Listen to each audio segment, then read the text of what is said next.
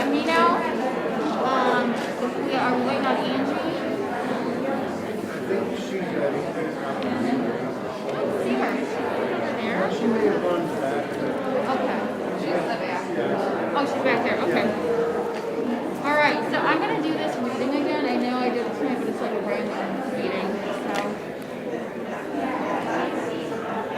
All right. It is 7:56 p.m. on Monday, September 28th. I am calling to order a special board meeting of the Wausau Board of Education.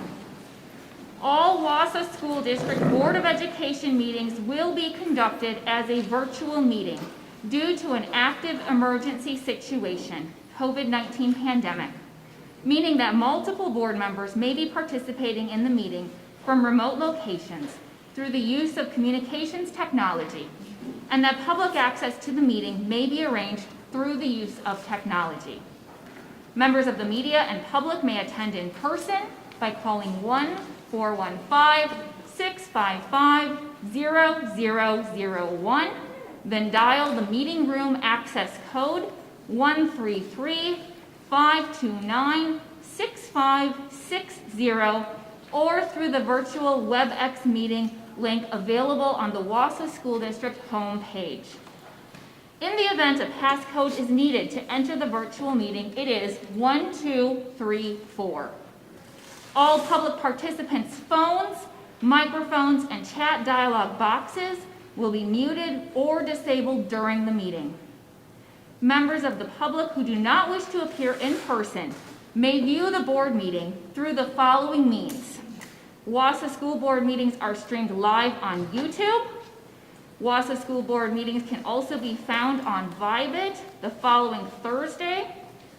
All meetings will also be cablecast on Charter Spectrum Channel 981 at the following times: Mondays at 12 p.m., Wednesdays at 8 a.m., Saturdays at 6 p.m. All meeting access information shall also appear in a prominent location on the Wausau School District website. For those individuals with disabilities, including individuals with visual or hearing impairments, as well as individuals who may have limited access to technology, please contact the Deputy Clerk, Cassie Peck, at 715-261-0505 or cpeck@wasauschools.org. We have a couple of items on tonight's special meeting. Hey, Tricia, I'm sorry to interrupt. I got a text that somebody says the YouTube stream is down right now, so I don't know who from the tech. Okay. Vice President McKee is just alerting me. He's received information that the YouTube stream is down, so that is not available right now. Thank you, Vice President McKee. We have a couple of items on the agenda tonight, and I want to thank you in advance for sticking with us this whole night. I do want to just remind the public of the public participation at board meeting policy of the Wausau Board of Education. This is 167.3. There are some things to be aware of, including that the presiding officer may request any individual to leave the meeting when that person does not observe reasonable decorum, and the presiding officer may call for a recess or an adjournment to another time when the lack of public decorum so interferes with the orderly conduct of the meeting as to warrant such action. I want to thank everybody in advance for observing decorum through this meeting as this board conducts critical work. With that, let's move to agenda item number 2, project relaunch update. Dr. Hilt, we await a presentation from you, please. All right, thank you. Cassie, if you could put the presentation up.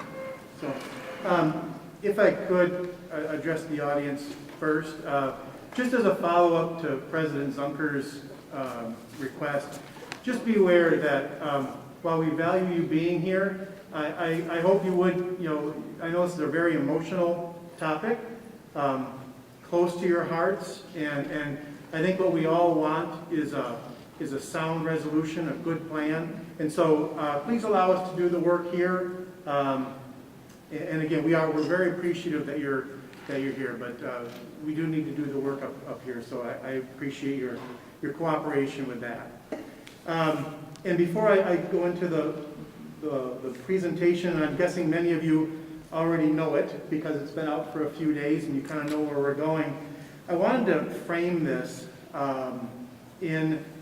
I'm hoping that we can find the best ideas within the differing opinions here, that we can leave the meeting with a plan that will be sustainable throughout the school year.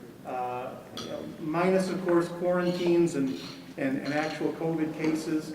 I hear frustration on the parts of families and teachers about you're not sure if we're going to the right or to the left, and what do we have to plan for. So that's my hope tonight, and I know many of you share that hope. So I have that in my mind as I'm speaking. Could you move ahead? So I have to start with this. We know safety is our top priority. There were some folks earlier that spoke to a perception that the school district is not prepared. Nothing could be further from the truth. Project Relaunch has been ready since July. And with reacting to minor changes, we've been ready. We have all of our safety mitigation pieces in place. We have everything we need. So I want people to be confident that we do have a plan. It is available online if you want to read the 35-page document. And of course, that doesn't even detail everything that happens at the building and classroom level. So I think speaking to that, and again, we are working very closely with Marathon County Health. You saw, if you were here earlier, you saw Mrs. Ostrowski. I myself have been in touch with the health officer, Joan Toyer, on multiple occasions throughout this process. We are ready for whatever direction we need to go. Teachers have had 3 additional days of preparation. Our classroom parents have had 1 extra day of preparation this summer. We do have web cameras to facilitate that mode of instruction. We do have our PPE. We do have our sanitizing protocols. We have written reminders about, you see some of them on the floor here, about proper mitigation behaviors. And at the last meeting, the board did approve a mandatory masking update. So we are ready. Next slide, Cassie. And so I really want to start here. We heard earlier that we're in I think the word was a surge, right? Cases are going up, positive tests are going up. I would like to make one statement and see if we can agree on a position. When we started school, I was betting that as we brought students and staff back into schools, it was going to contribute to a surge in COVID. And so 2 weeks go by, I'm talking to the other superintendents from schools that have students in session, and they don't see a spike. 3 weeks go by, we don't see a spike. We're 4 weeks in. Our numbers, I think I've got a slide on a little bit, a little later. Our numbers are very, very similar in terms of positive COVID cases. When I talked to Joan Toyer, again, Marathon County Health Officer, I didn't ask her about this proposal. I asked her if she felt that attending school was a contributing factor to the transmission of the COVID virus, and she indicated no. And so when she tells me that, she's been our steadfast partner through this, right? We get different information from medical professionals and from wherever. The Marathon County Health has been very consistent. So I wonder if we can agree that bringing students to school is safe and will not increase transmission as long as we follow proper mitigation protocol, because that's what I'm seeing in the other school districts. I'd like to pause and see if people have thoughts on that before I continue. I think you always have to Please make sure you unmute.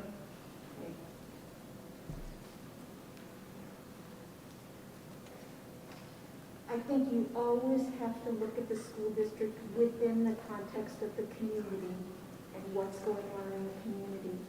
And even the Association of Pediatrics has said, Beth, wait, you're not unmuted. I unmuted myself. Go ahead. Okay. All those associations say that it is safe with those precautions, but in the context of low community spread. So while I think we can do it safely, we have to have an environment with low community spread to make it as safe as it can be. Thank you. And I'm not looking for a debate, but I just want to push on that just a little bit. If the case numbers in Wausau and Marathon County are high, would bringing students back into school cause that to go higher because they're in school? When what we're finding in our experience and the experience of those school districts, and again, I hate to keep bringing Joan up, but she is our partner in this. The cases that have been identified have come from the community, not from within school contacts. But you're still bringing people together. Yeah, 6 feet, mask, right, hygiene. We're bringing people together, but we're, one of the things that we talked about when we started virtually was that at least we could see what happened in the other schools, and now we can see what has happened in the other schools. And what we see is that they have positive COVID tests and they have people under quarantine, and so do we. So we're going to have positive tests and we're going to have people under quarantine. So we might as well have kids in school.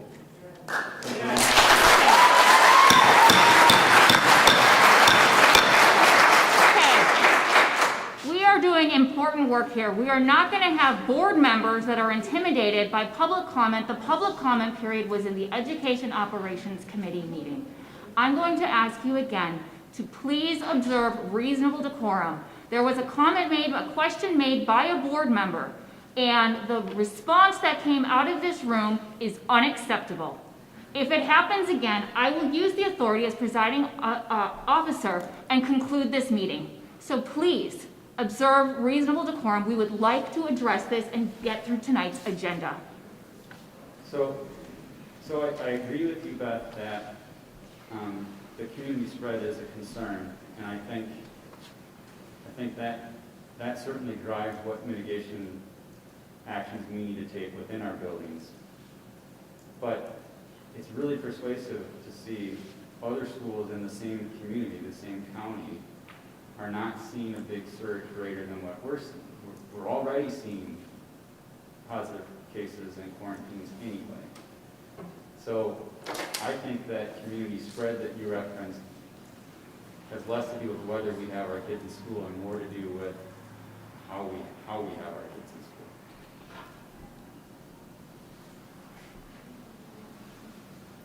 Jane?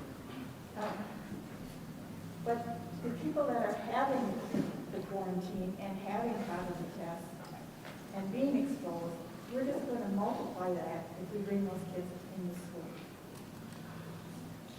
But what evidence are you using to make that statement? Because the only evidence we have is to look at the other schools that are currently operating with kids in schools, and they're not seeing happen what you just said is going to happen. That's the part that I'm not, there's a disconnect there. But some of the schools are going virtual. Some across the state, you mean? Yes. Yes, there are a number of schools that are going virtual. I do have a slide about that a little later. And maybe we end up going back, but maybe not.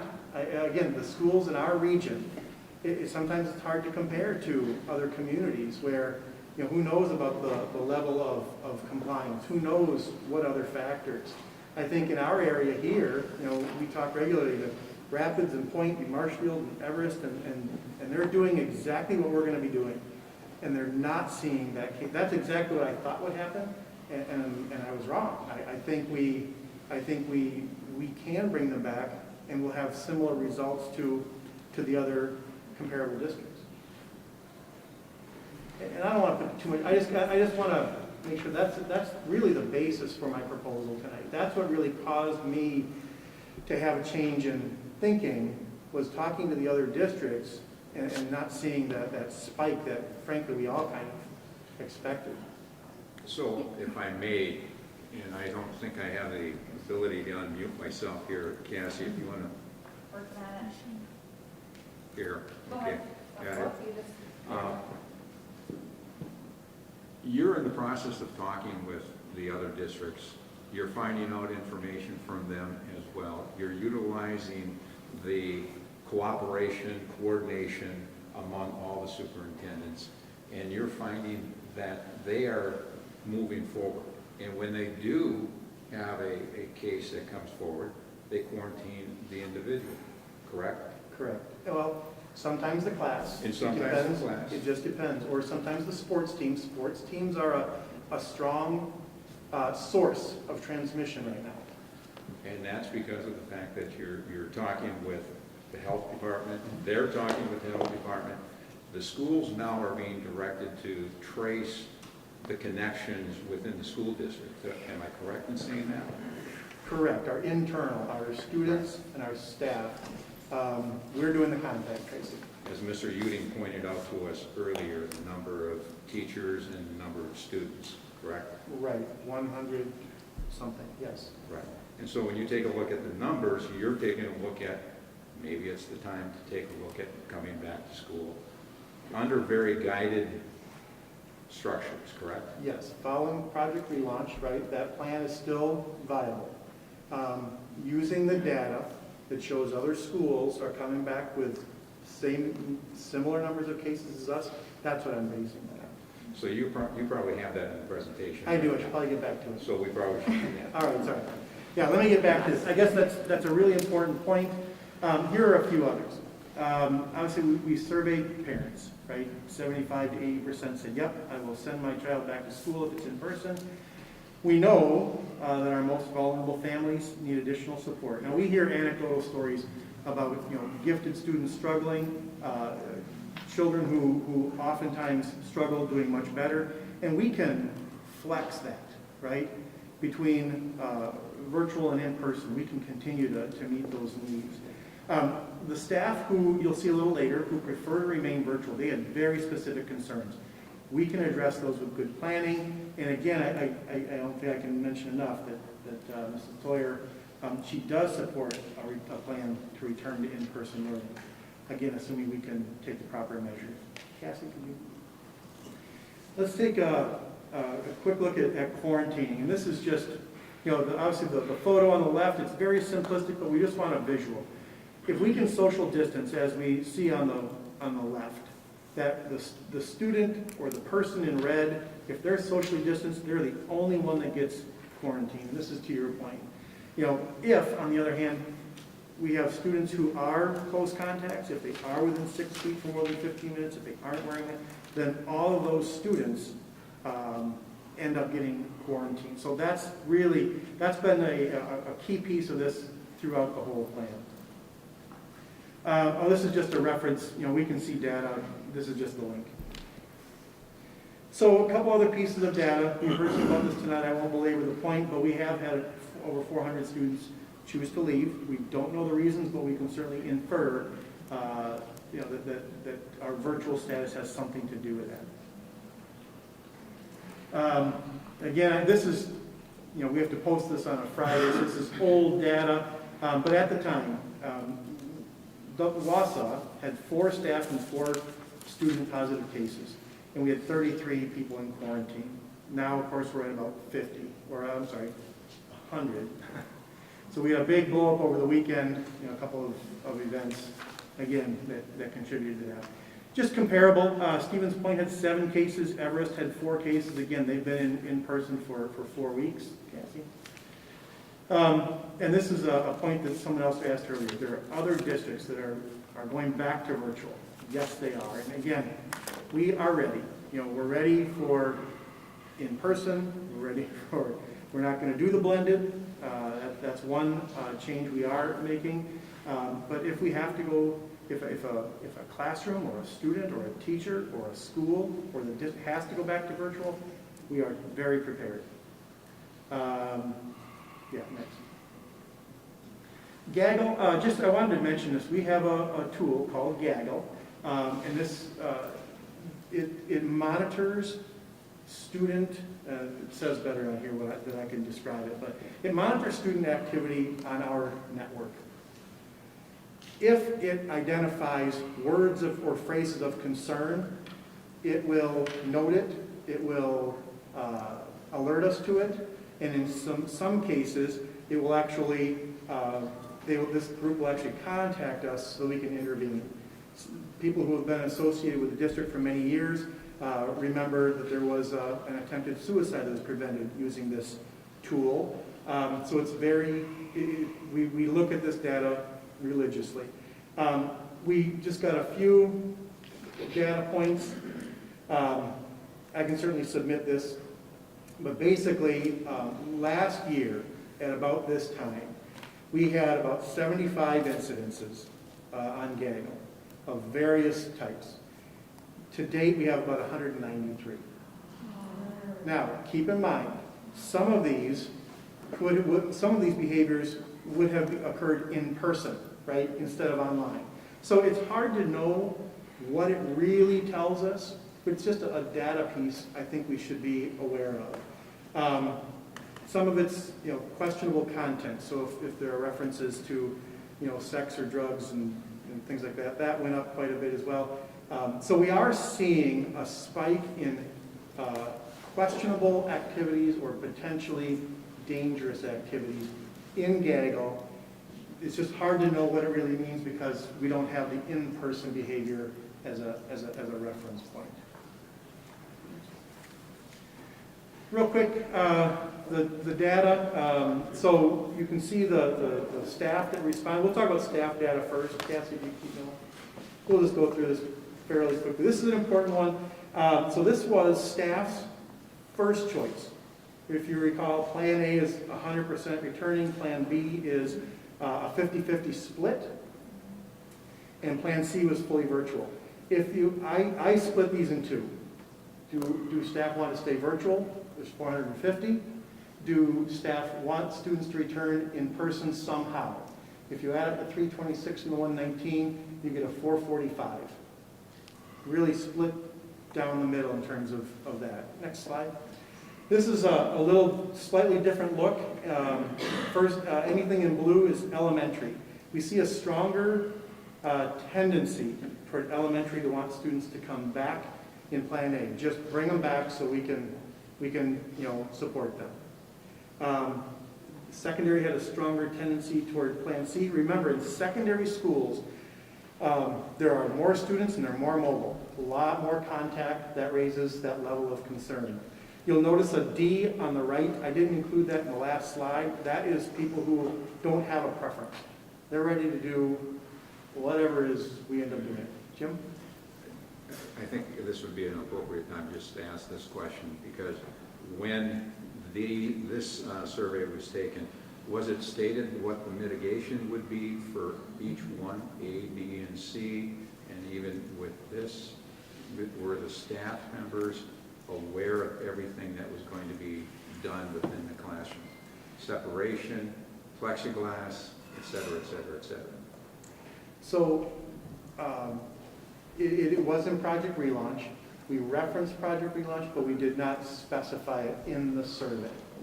So I don't know what their level of understanding was. I will say this, that when we originally proposed Plan B, we were going to be expecting teachers to manage both in-person and virtual instruction, right? We got a strong response, and we'll see it in a minute, that is not sustainable. So we have a plan to address that. And I think that's one of the important things that I think would shift teachers from C to whatever it is the board will approve. I heard from a student earlier, very well spoken, we asked what's going well, what are the challenges? And these are just areas, right, this is just quantitative data. So you can, if you can't read it, and frankly I can't on my own screen, so you can see what's going well in virtual. Safety is number one, right? Scheduling is going well, attendance is going well, learner engagement's going well, just kind of looking at those high points. It's interesting, if you go to the next slide, it's what are the challenges?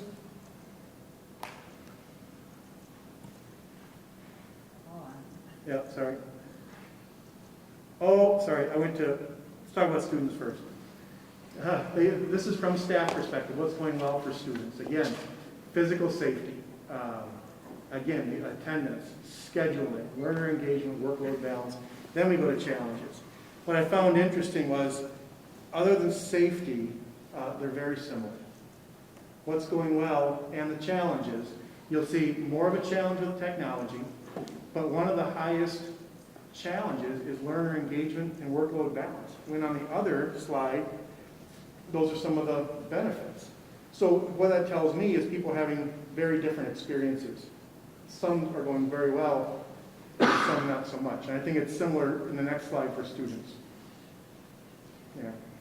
So again, technology struggles, learner engagement struggles, attendance, and you can read through that. Next, Cassie.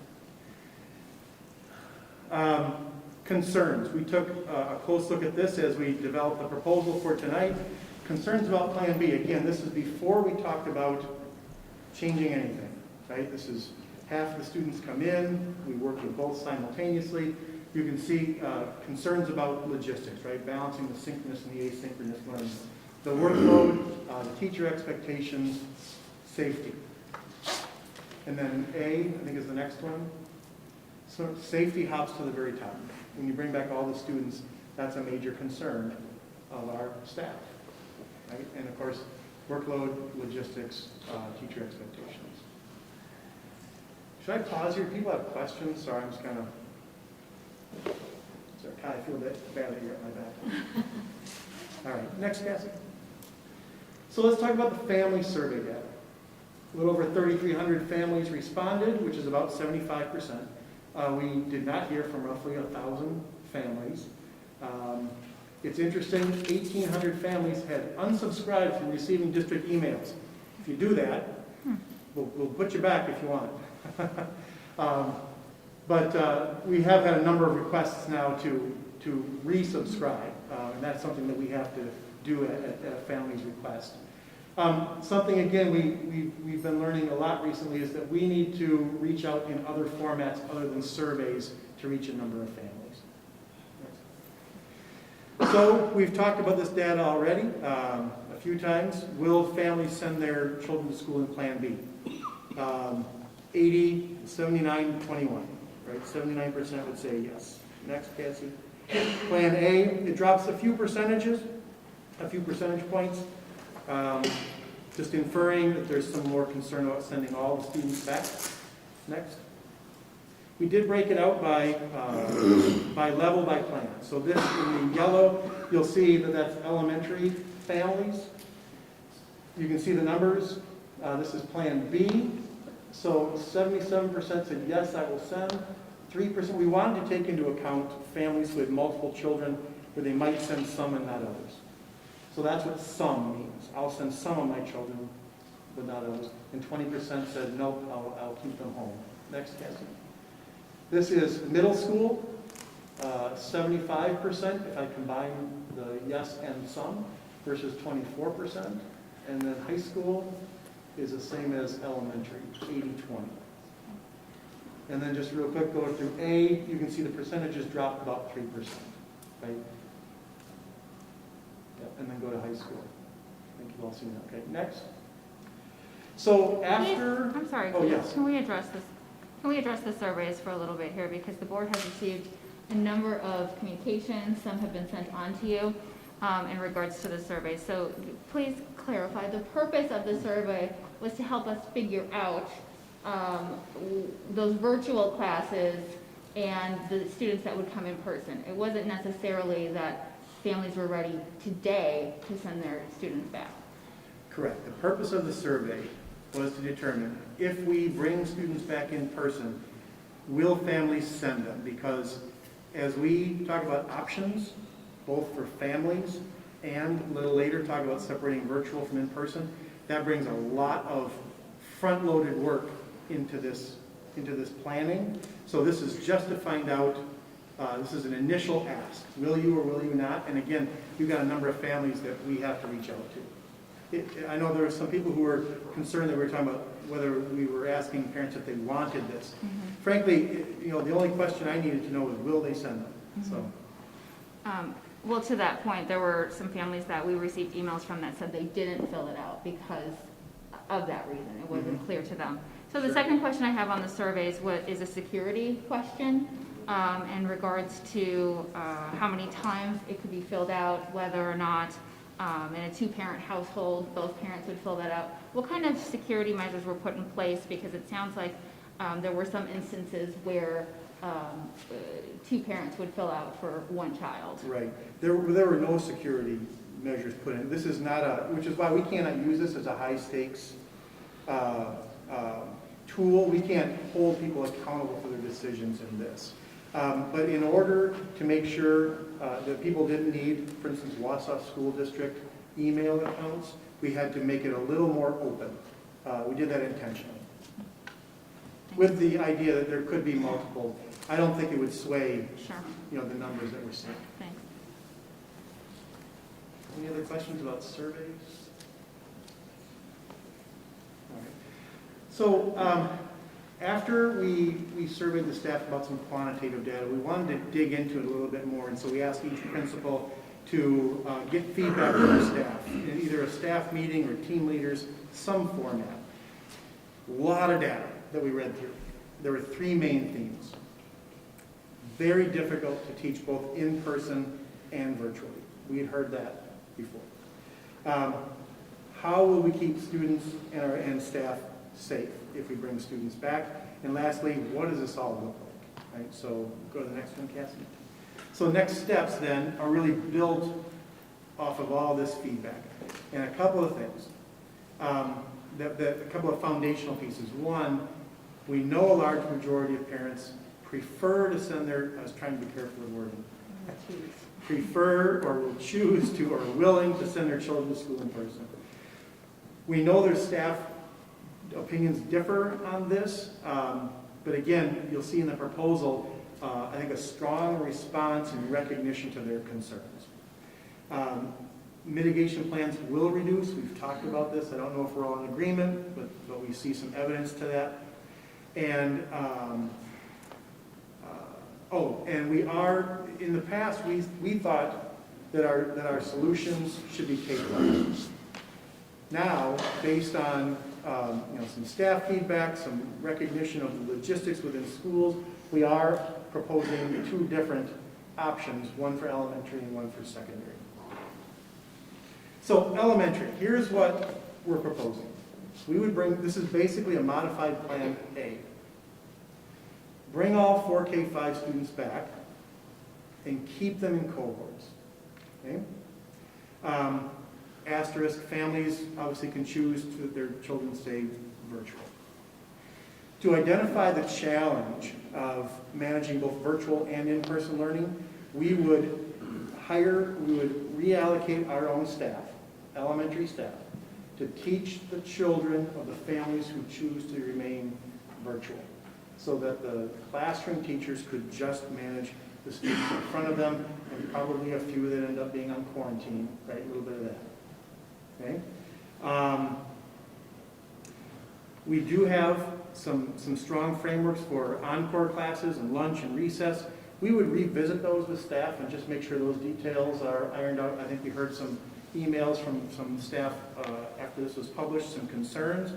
We will adhere to social distancing. We will enforce the masking. We will continue with the hygiene practices. And this is an important note too. As you saw, there were a number of families that open enrolled out.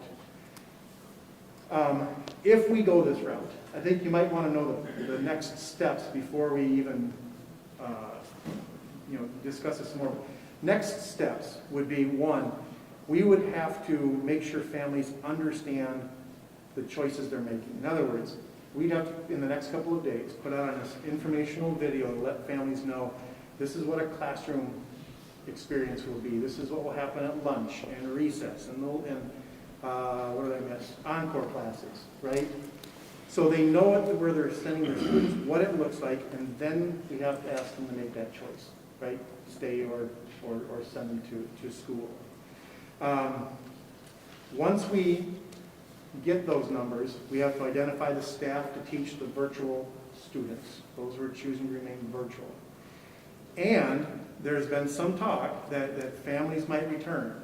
Well, we have to redo class lists to balance out numbers. And it could happen where if a family chooses to come back, if their school is full, we may have to district transfer them to another school that has space in order to maintain social distancing.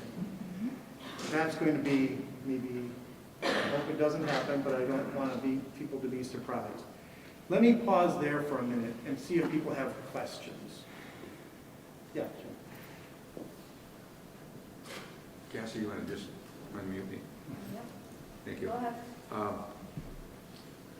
I'm thinking about the process of getting back into this, and I'm sure from a teacher point of view, I'm looking at that as well, because there's change for parents and there's change for the student, there's change for the teachers. And we've made some adjustments for substitute teachers earlier monetarily. This is a very special year, very strange year, as we all know. Teachers, are they being asked to continue their educator effectiveness, their process of being evaluated, when they're going to be evaluated differently? And is that a big burden that is putting a little fear in our teachers about doing everything brand new and being evaluated on this when educator effectiveness doesn't really take in consideration of this type of thing, as I've seen in the past? Yeah.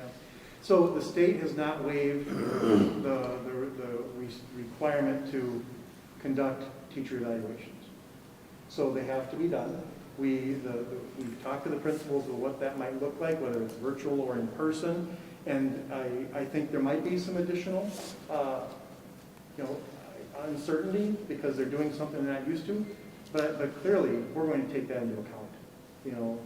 This is not an opportunity for any gotcha.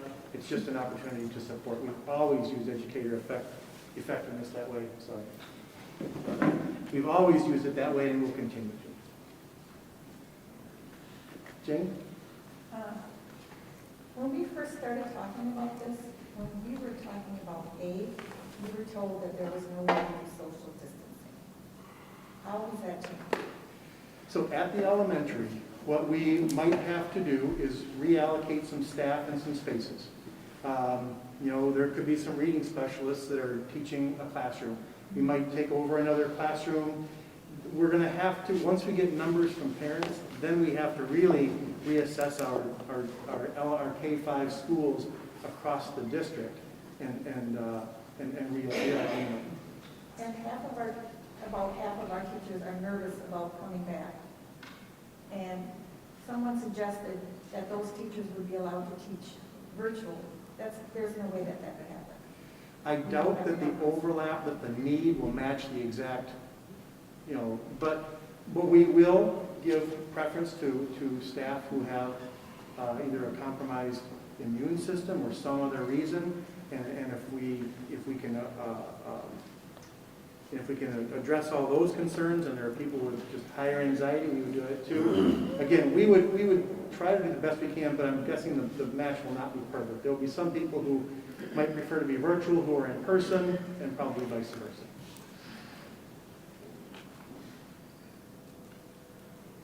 Think about that one. Let me do secondary. Oh, sorry. In some instances, there may be a teacher that's teaching in class that ends up being quarantined but is asymptomatic. And will there be provision for them to be able to continue to do something virtually or work in some way so that it doesn't break the continuity of the relationship? Tab, can you help me with that one? Did you hear it? Yeah, I did. The answer to that is it depends. Yeah. It's a really formal answer. In some cases, yes, we'll be able to accommodate and have them still do some work from home. In some cases, that's not going to be as possible because we're still going to have some supervision needs of the students in those classroom spaces, and we may or may not have overlapping staff to be able to assist with that. If that happens, there are provisions within the FFCRA rules and laws to allow them to have that time with pay if they were having to quarantine without use of their own sick leave up to 10 days. And we've been able to work with staff, and we anticipate being able to continue doing that even in these models. I am not concerned about that. Thank you. Okay. Let's look at the secondary real quick. Cassie, if you could advance for me.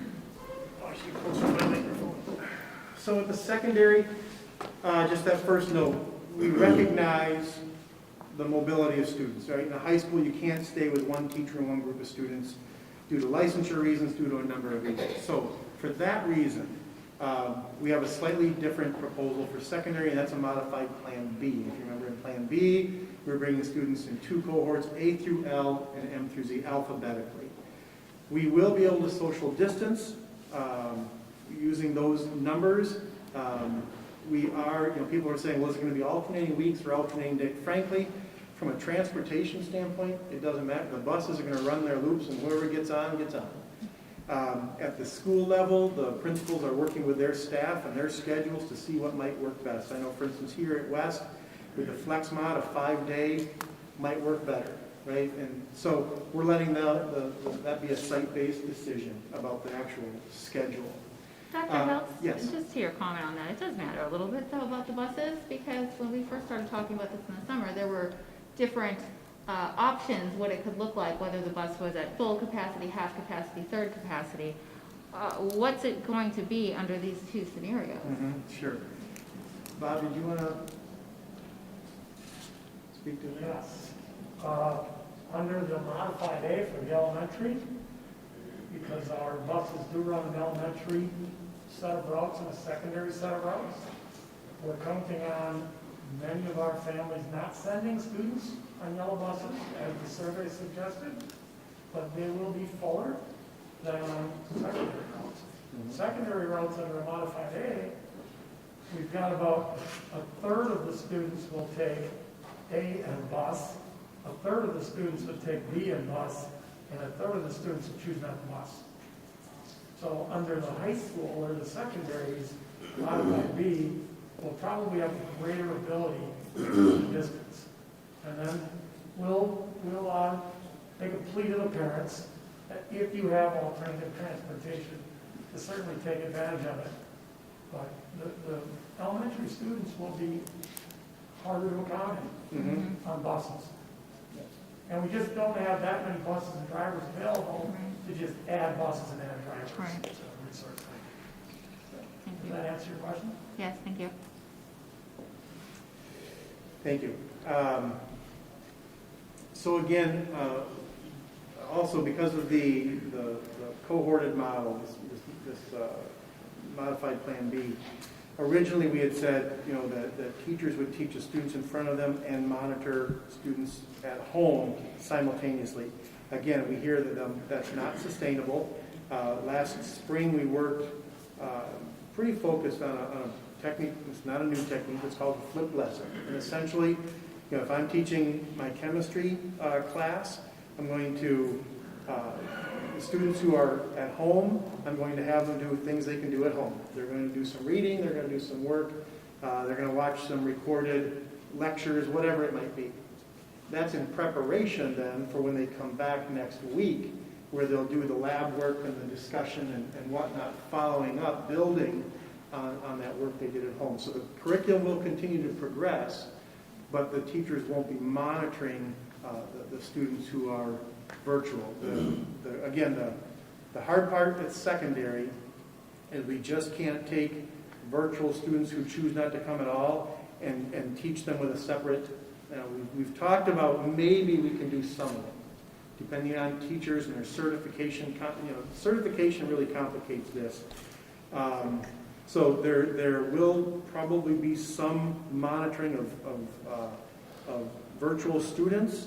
And we're still trying to work out those details, but it would be greatly reduced. And we are thinking about if this continues, at the secondary level, we may ask families to go to it at the secondary level because of the difficulty and because of certifications and whatnot. But we'll visit that a little bit later and see how things work out moving forward. I think I already spoke to the rest of that. So, questions about secondary schools? Jane? I have concerns about the cohort theme. These kids would be in a cohort, but when they do sports, that gets all mixed together, so we're cross-contaminating. After school, maybe an L is dating an M. There's cross-contamination. Or their best friend is an A and a Z. And in a grade school, it's the same thing. We have a cohort, and then they go home and play with all the other kids. Yes. So we're not. Yes. And again, that's what we're asking the community to, do what you can to help mitigate that. Again, but bringing the students into school is not going to contribute to that transmission because we will social distance, we will mask, we will clean. Except on school buses. School buses will be another challenge, particularly at the elementary level. Again, that was part of the survey, right, for families, and we haven't done any calculations, I don't think, Bob, about numbers on buses and things, have we? A little bit, we're expecting, we only bus 40% of our, I'm sorry, go ahead. I am here. You're good. We only bus about 40% of our students to begin with. And we're expecting the number of students that we bus to go down right around 15%. Families that have said, under any circumstances, I'm either going to stay virtual or I don't feel comfortable with students on the bus. So we can reduce that ridership by 15%. Even if we reduce it by 15 or even 20%, there are going to be some pretty full elementary buses. We're going to have to practice social distancing and masks and obviously disinfection, all that stuff. Yeah, and that would be something that we would inform families about in this informational video, so they know, so a real picture of what children will be experiencing. Yeah, Jane? This is where my concern comes in. We have Dr. Reedfield and Dr. Fauci saying masks are very important, and to get to the level you want to be at, you need 95% compliance. Now, Dr. Raymond, he is the head of the UW-Madison Medical School. He's their CEO and head doctor. He did a study and found out that mask wearing in this state is at 41%. And he said that's the reason we're having these outbreaks. Other states have colleges in session and schools in sessions, and they aren't having these outbreaks. We're at 41%. We have a long way to go to 95%. And he said the reason that we are where we are is because of a large percentage of Wisconsinites who don't believe that COVID is real and or don't believe that masks work. So we're asking to put all these children into school when their home life is, for many, exposure. And then they come back into school the next day. We keep having super spreader events in this area, and then they come into school. And Dr. Raymond from Madison said the deaths come 4 to 6 weeks after, but death is not the only thing. There are physical ailments that can be lifelong. And Dr. Fauci said, we don't know what this virus is going to do long term. It could be like chickenpox, where it lives in your body dormant and comes out later in life and does some real damage. Mm-hmm. We want to prevent people from getting it in the first place. We don't want to have to quarantine. Right. We don't want them to get it in the first place. Yes. and thank you. I think it's a good thing for us to explore. So first, obviously, we have a lot of respect for our medical researchers, right? That's good information. To your point, again, that is community transmission. And when students are coming into school, I mean, my simple answer is, when they're coming into schools, they are masked, they are meeting that 95 to 100%, and the schools have not been shown to increase the transmission. I guess that would be my simple answer. I think you make a very good point right there, Mr. Hills. Many of the school districts that I've seen, I've been out in, they're working very closely with the community, very closely with the parents, and the students are responding appropriately. Give the students the opportunity, because students will follow what's expected of them, because they're going to hear the same thing hopefully at home when the parents work with them as well. I think if we continue to just try us do everything, we're going to fall short, because we can't do everything. We got to work collectively with our community. Absolutely.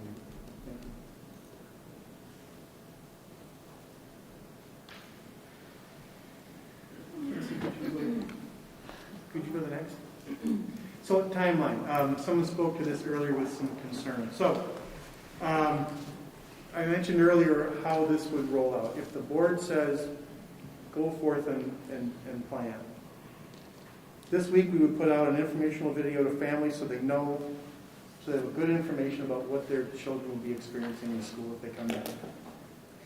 Then we are going to reach out to them individually. We have an agreement that we would ask if parents want their students to remain virtual, we'd ask them to sign an agreement after we make that contact and once they have that information. From that, now we have a number of students by grade level, by school. Now we have to match the number of virtual students with teachers who will be teaching those. That option costs us time, right? We have to inform parents, ask parents, then identify the staffing needs for that group of students. That's got to be at least 2 weeks. And then we may have to rebalance classroom. We're basically starting the school year again based on those parent choices. Then obviously we just need then the 2 weeks to order the food and get the bus drivers ready to go. Did I miss anything on here? Oh, we could possibly do this in 3 or 4 weeks. The other consideration, just a logistical question, and I know this doesn't maybe matter to a lot of parents, but we are coming into first quarter.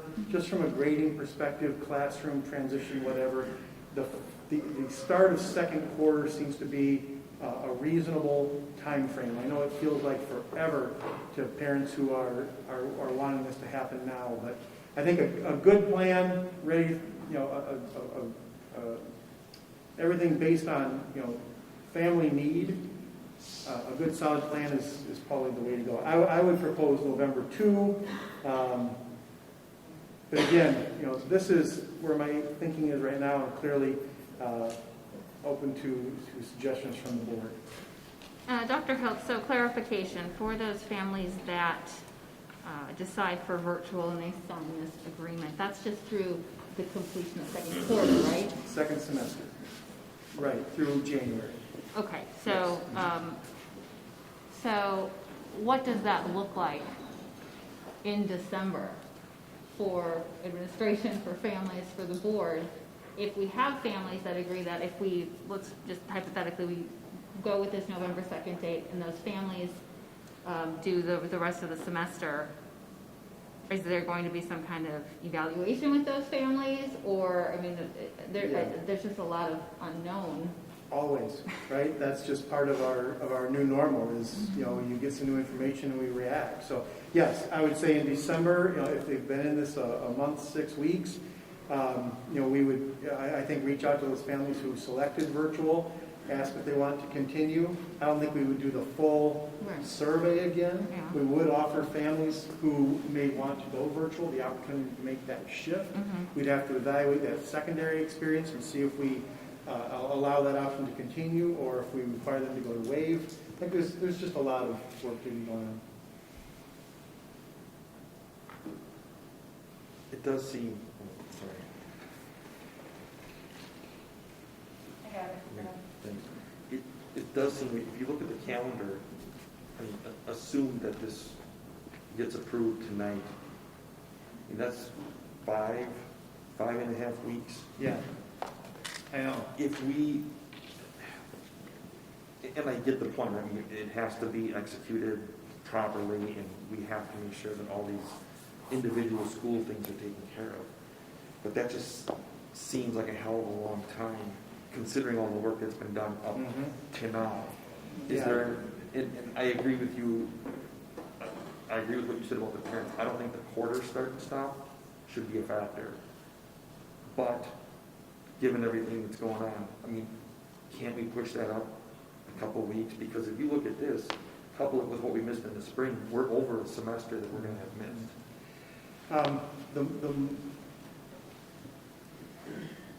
Perhaps. Yeah, and it might be easier at the elementary than the secondary. Perhaps. Well, and that's You know, all I'm I asking, think, is this go I ahead. mean, I think we need to be mindful, we need to be careful, but I think at this point, we also need to be aggressive Agreed. in the return, and with that, I'm sure comes risk, but you guys can manage that as you see fit. Yeah, thank you. It would seem to me that grading and those issues are more important at the secondary level than they are at the elementary level. The elementary kids are the ones that are having the hardest time. So if it's able to move it a little earlier, get the elementary kids back, it would make sense to me. Yeah. I do want to point, we do hear from a number of secondary students and their families who are struggling, you know, in a similar manner, not just our younger ones. If I may. So I just want to recap a little bit where we're at. So we had the special meeting on July 27th, and we approved virtual start with Plan C with a 6-3 vote. And part of that was monthly evaluation. And then we did our first monthly evaluation September 14th. We had a number of 4-4 votes.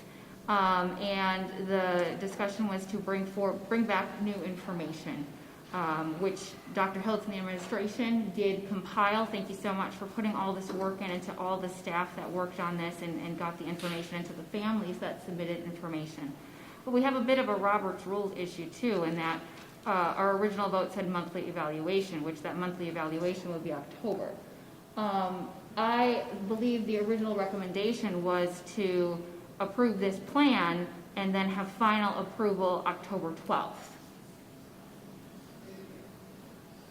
And that is something that I would be willing to move forward, is approval of the plan. And then at the October 12th meeting, we have updates. So you move forward with the plan, you make the contact, but we are at high-level community surge here. And to see what those numbers look like October 12th would probably be helpful for board members to move forward with this November 2nd date. I don't think that anything from Roberts prevents us from taking action tonight. Although we may be arguing semantics, because we'd still be continuing to review it all year long anyway. So we could take action tonight, and we could change our mind next month. We could say we're not going to change our mind next month, and then we could still change our mind next month. Nothing stops the full board from doing that. So I don't know if we have to have a debate about that, because it's something that we're just going to have to continue to review all year long. I'm not suggesting that we should change our mind every month. And don't get me wrong, that's not at all what I think should happen. But it's something we're going to have to review throughout the whole year, no matter what we do tonight. And oops, sorry, Cassie. I got it, you're good. I agree with that, Lance, and in terms of looking ahead and where the community spread is and all that, at this level, we need to be making the decisions based off of the facts and the data that is presented to us. And from what I can see, regardless of how much some people personally wish that this is going to be the next apocalypse, the facts and the data show that it's not. So the only thing that is logical would be to vote to support bringing kids back. Failure to do so means that you're not looking at the data and the facts. So I don't know why we keep going back and forth about what if, could this, this number, Fauci, this. The facts are the facts. They're in front of us. You presented them. You got the data from around here. That's what we should base the decisions off of, not our wish or desire to, to influence things with our personal viewpoints. Well, I'm sorry, Cassie. Hold on. Gotcha, go ahead. Thank you. Well, the hard thing about that is if we approve a plan tonight and then come October 12th, let's say there's a bigger surge than what the health department predicted. And there are school districts in the county that are closing because of that. And then October 12th comes, okay, so tonight, if this happens, if we vote to approve a plan, and then October 12th comes, and we have bad news, and then we say no, I think that would be a problem. Then we would be letting How is the it a people problem? that here down, we vote yes, and then we say no. How can that be a problem if the facts and the data change from today to October 12th? We make a decision today based off of reality, and we make, for your example, we make a different decision based off the new reality. To me, that's Right, logical. but it's hard to say yes and then say no later. But then- That's the quandary. Oh my God. Yeah, but, we can always turn it around, but, come on, we have to, at some point, start forward. I understand that. This thing is going to be around here for a while. Anybody that thinks that there's going to be a vaccine on this date and this shit's going away overnight, it ain't happening. I know that. Well, I know that. Anyways, we can debate that around and around all night. The one thing that gives me pause is we have a responsibility as the school board to the Wausau School District. I know that. I think we all know that. But then there is also a second layer to that where we have a responsibility to the public as well. People who do not have children in the school district, people who pay property taxes also, but they don't have kids in the school district. And so the second layer is, what is our responsibility to the public? Do we vote to open schools to make, students and parents of students happy? Or, do we look at the bigger picture and say, hey, our health department is telling us that we are in crisis. And so to me, that means the hospitals are full, there are no beds, and what is our responsibility to the public? So that is where it gives me pause. Well, it all gives me pause too. I think it's a good point, but I don't think it's not a one or the other. We're not going to find any plan that the majority of us think 100% of every part of it is exactly what we want. Because Pat probably wants something different than I want, I probably want something different than Jean wants. We just have to try to find a plan that at least 5 of us can support. And I can support this plan. It's not right down to the letter exactly every single point that I would do, but I can support it. But that doesn't mean that I don't have all those same concerns that you just expressed. I have them all. I'm worried about students getting COVID. I'm worried about our staff. I'm worried about the whole community. I have all those worries. That's why it's such a hard decision. Just deciding to go forward with this doesn't mean we don't have all those concerns. I have them. I'm very concerned that at this point, if we make a non-decision, which means waiting and coming back again until the administration will move ahead in one direction, and you're sitting on a slippery slope there with the administration, because we're moving ahead and telling parents one thing, this is what we're planning and hoping to do. But hang on, then we may change our minds. That may happen. it may happen that the health department or maybe even the state will come in and make a decision for us. But right now, I think we need to give them a clear direction and stand behind the plan that they put their energy into. And I don't think it's perfect, but I think we need to move ahead. Dr. Hiltz, I'd like to just say that I appreciate what you've done. You went ahead because the board asked for more data. You put things together. You brought it back in a presentation. You've talked with other districts. You've been communicating with them. I think we need to basically look at what's your proposal, and I think we need to look forward. Otherwise, a no call becomes a bad call, and we need to make a call, one way or the other, but we've got to go forward. For the benefit of our students, and benefit of our staff, and the benefit of our parents, we need to make a decision. So if I'm sorry. no, go ahead, I'll go to you. I have one last thing to say. So we are in virtual now, and Dr. Hiltz said that we are at the same level as other school districts that are next to us, by us. And we are in virtual. And we voted to start fall sports. So the only thing to me that would make sense is if we did start in-person school, we would be at higher COVID cases than our neighbors, would we not? Unless the spread starts outside of school. That's the point. Yes. We're at the same percentage because the circumstances are the same outside of school. Yeah, what I'm learning, and again, Joan Poyer supports the idea that we bring students back in person, is that you can bring students into the school, do the mitigation, and we will not add to the transmission of the virus. So we bring our students back, we would expect that our levels would remain essentially the same.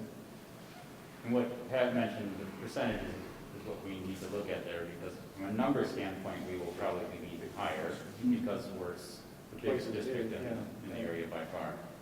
But from a percentages standpoint, we should expect to see the same types of percentages that the other districts are seeing, as long as we follow the proper guidelines. But the proper guidelines require social distancing, and we already know that's not possible in certain situations. Which situation, just so we know, which situations are you Well, one referring of them to? is buses, Right, but there are some classrooms where that's not possible. we will restructure.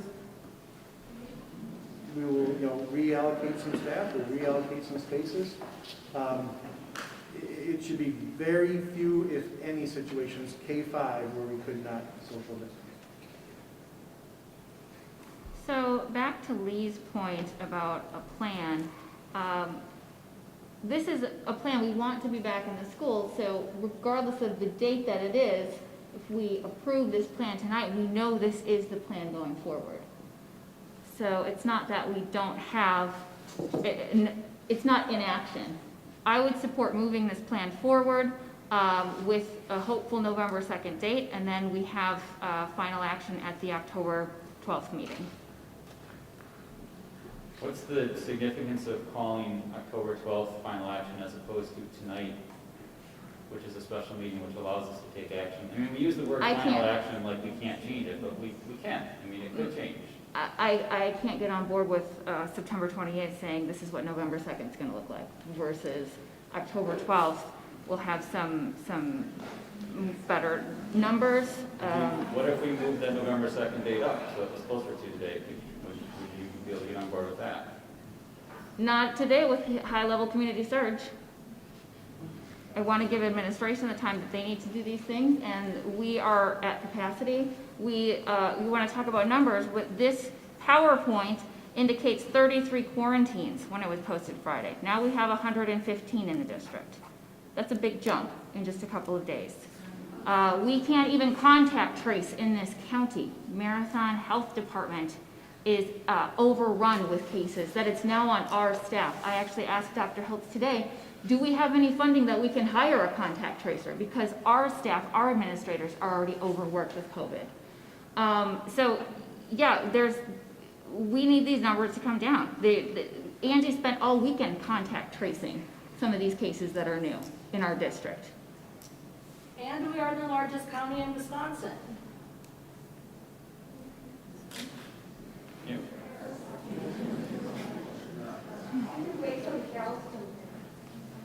I'm concerned that we don't have enough information about, like, the encore teachers.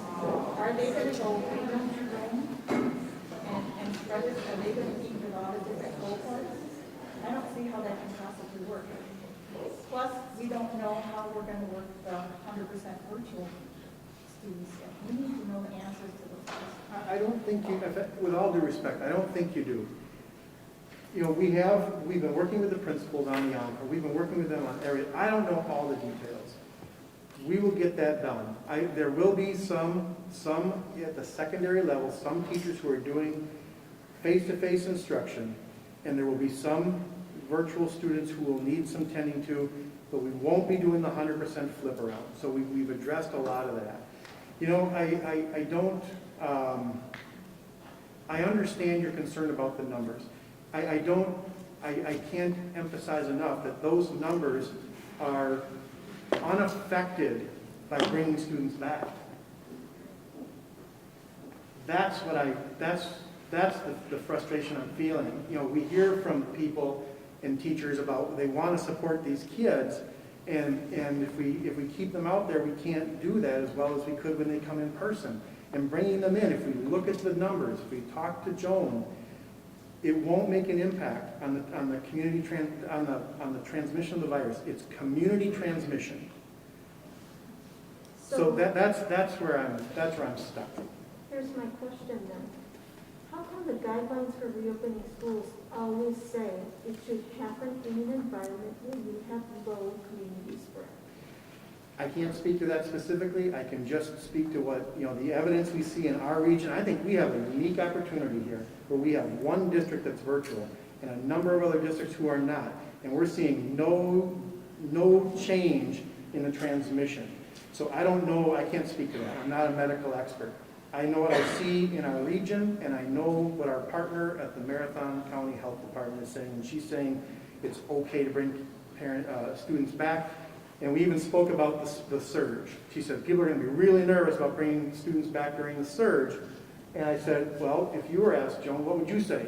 She said, well, because schools are not the issue with the transmission. It's community transmission. So it doesn't matter what the surge is.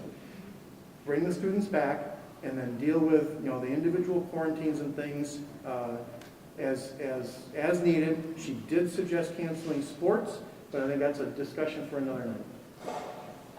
I have a big issue with this. It just seems to me that, I lost my train of thought, that we should be asking not, would you send your children back, would you not? We should be asking, will you follow through at home? Will you wear your mask when you go out in public so your child can see you? Will you make sure your child stays within his cohort on the outside? We need to know if there's going to be follow through at home so that it doesn't come back into our Decorum, please. Well, I mean, we can't control that. We can encourage it. But Beth, to your point, you know, some of the talk about bringing people back together when the community transmission is low, I think it's kind of developed in this fantasy that the kids aren't together now. That's one of the big problems, is that our kids aren't in our schools, but they're still together. They're at daycares, they're at Boys and Girls Club, they're together. They're already together. And so it isn't that surprising to me that bringing them back to school in DC Everest or Stevens Point or these other districts isn't changing the percentages very much, because our kids are all together too. I mean, we can't control that. In some ways, we're actually encouraging more kids from different areas to be together because we're not having them in school 6 feet apart with masks on. They selected their own cohort group I call the on the question. outside. Now we're Can going to we put them in support another the cohort group. position presented by the administration? Okay, hang on a second here. Is that a motion? Yes, it's a motion. That'll be the motion. Okay, but I think we cut Jane off. Can we let Jane finish her, and then we'll come to you for the motion? Because I have a comment on that too. Jane, did you finish your comment? Well, and I'm also concerned about how well are we gonna have our kids wear masks when we have board members that have their noses hanging out. We have parents in the audience that have masks off and have on. How are we gonna enforce that with our kids when they don't see good modeling? Well, hopefully we'll enforce it better than where they are right now, where there may not be any enforcement at all. That's what we're missing. I mean, to your point, Jane, absolutely, this is a community issue. We heard that in the earlier meeting tonight from the Marathon County Health Department, that it doesn't just fall on the schools to manage this pandemic, but this is a community issue. To your point, Lance, about children that are getting together, we've heard from a lot of families that have written to us and said that they've been practicing safe social distancing. So I don't think we can make a massive assumption that all children are doing that. Well, and I certainly didn't suggest that all children are. I've got one at home that isn't, so two at home that aren't, so I know that. I have one at home that's not as well. So I believe Lee wants to move forward on a motion. I do want to go back to the other point, though, about just the fact that we have a recommendation from administration of the November 2nd date. And I'm hearing some concerns about just moving the plan forward with final action October 12th. But I think that's the most likely step here. And I would hope that we could move forward with a plan.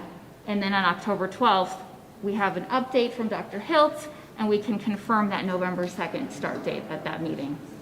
To that point, what would happen if we did that? Is we would inform parents about what this would look like. We would start to reach out to them to confirm when we go back, do you want to be virtual? And we would and then we'd identify our staffing plan. So by the 12th, we would have that done. So we could stick with this timeline if the board is comfortable with that, but it does give that final decision on the 12th, if that helps the board feel more comfortable with this.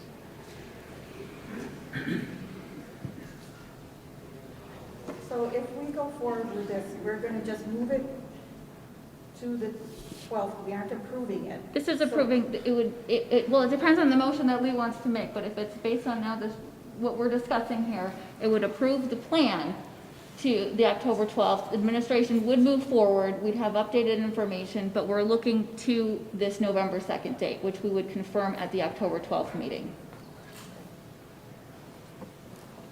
Well, I would second Lee's motion to call the question. Is that the motion you want to make? I'm willing to make that motion because I think we absolutely have to get off that center and move ahead. Okay, so Just a roll call vote. this is a roll call vote. And is there any further, do we have What a is the first and second? motion? No, I just seconded Lee's Okay. call the question, Not the motion? not the motion. Oh, Okay. Oh, I don't think we need a second to call the question.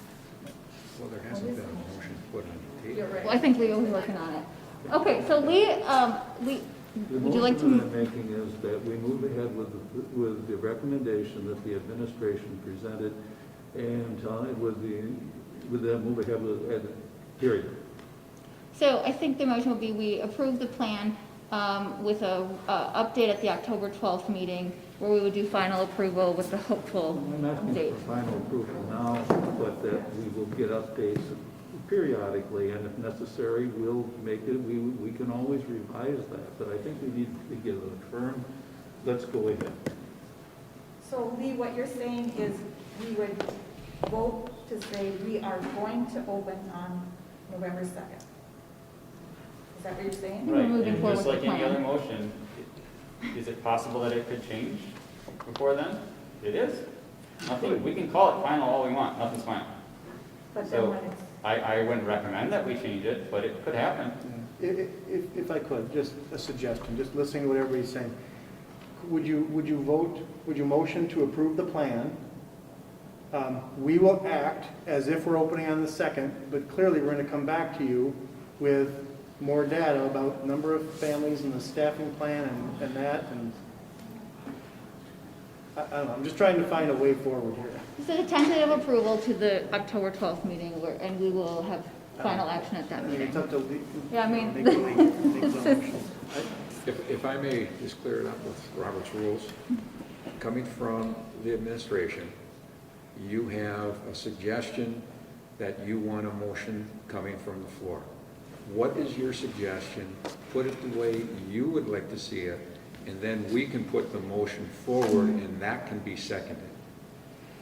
And that's acceptable to me. So, again, trying to find something that's supportable. I would just say, approve the plan, period. We'll move forward with this timeline in mind, but we're coming back to you in 2 weeks, right, for, the final, whatever it is you need to do. So you'll just be approving the plan, and we'll start enacting it. So we're gonna approve the plan and hope that things get better in 2 weeks. I don't know what else to do. No, I don't want to try to talk into voting against something I support, but I don't think you should vote in favor of it if your intent is just to vote against it in 2 weeks. I don't Agreed. think We don't want anybody's administration to gonna, go through their work, nor do we want parents to make those plans. I don't think anybody's intending to vote against anything in 2 weeks. I think this allows to see additional numbers. It allows the recommendation to, they can take the steps that they need. I can't commit today to November 2nd, but on October 12th, we can have hopefully these better numbers and we can move forward. We have to move forward with a plan regardless. The work that was done over the summer, we didn't even motion on Plan B at the last meeting. And administration went and they did all of this new work. So we have to move forward with a new plan, and this starts the work. I can get behind this and support moving forward with this plan with final action with that November 2nd date assigned at the October 12th meeting. So it's not a done deal, it's gonna be final, it'll be a done deal on October 12th. We move forward with the plan, they can start all the work that they need to do in an October 12th meeting. We'll have the final approval. So if that is the case, then what specific metrics have to be hit in order to gain full support on the 12th? I don't want this to be a feeling type of a thing. What has to happen to get behind it? Today, October 12th, October 19th, what are the numbers? Well, we can see comparisons with districts, as Dr. Hiltz is mentioning. And We we've can seen see. We do see. We are seeing increasing cases, increasing quarantines, more than tripled in the last few days. We see that Marathon County is at capacity. So with the health department, they can't do the contact tracing. Excuse me, the board is trying to conduct work. If you can't keep it to yourself, you're going to, the exits are over here. Okay, I've asked for decorum numerous times. I'm sorry you disagree with some of the board members, but we're trying to do our work. It's my hope that on October 12th, we're going to be able to move forward with November 2nd. I think this is, I understand that, but I think what people are frustrated with is the fact that we continue to stand on quicksand. We need something hard and fast to say, this board will support this, or these board members will support it if these metrics are X, or if they are Y. I won't support it if they're Z. Right now, it goes back to the feeling. The data and the facts say, support this plan, move forward. Not all data and facts support it. What doesn't? The level of community spread. How has the level of community spread negatively impacted these other districts? I believe that Tricia wants to pick the date. She wants it her way. I'm one of 8 people. I guess we could just conclude the meeting and not finish this, because I've asked for decorum and this is getting out of control. You guys gotta stop, okay? Just stop and let them do it. It's my kids too. Now let them do it. So the concern that I have with phrasing the motion that way is it suggests that what we've done now isn't much. And it also suggests that what we do on October 12th, whatever it is, quote unquote, final. When what I was saying before is none of these things are actually final. If we vote to go forward tonight and something changes, some of us may change our vote the next time we review it. Well, then I think we should table this and wait till October 12th. Not if a majority of the people agree with the administrative recommendation to move forward with it. I mean, the administration brought a recommendation, and the administration is telling us what they feel comfortable with. That, I think, speaks volumes. Madam President? Yes. Could we then, with that suggestion, like I said before, put it into words so that we can move forward? We can move that to a motion, second it, and take a vote.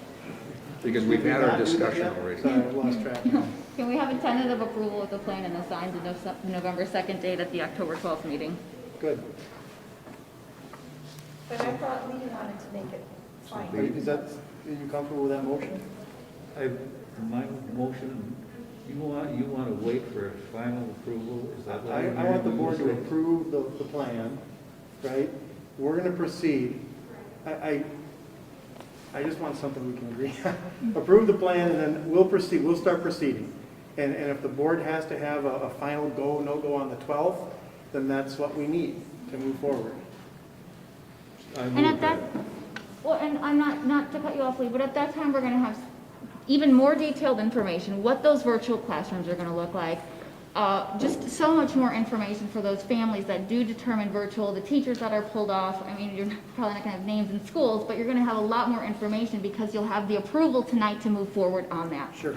Yep. So move. Okay. Carl, do you want to second that? No. Oh, okay. Second. So we will be voting again on October 12th under this motion. For the final vote on October 12th. Mm-hmm. All right, you ready? So,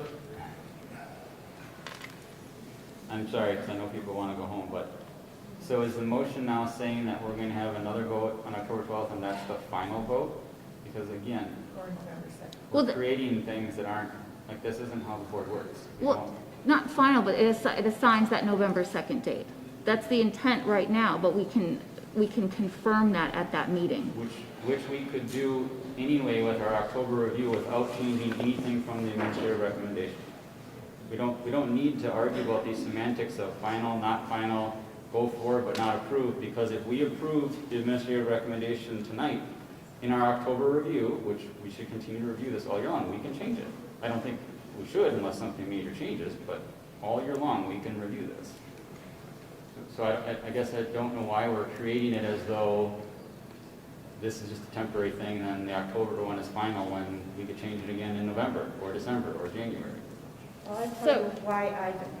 Because if we make this a final vote and we don't seat another board member, the 4-4 vote will mean that we are going to open on November 2nd.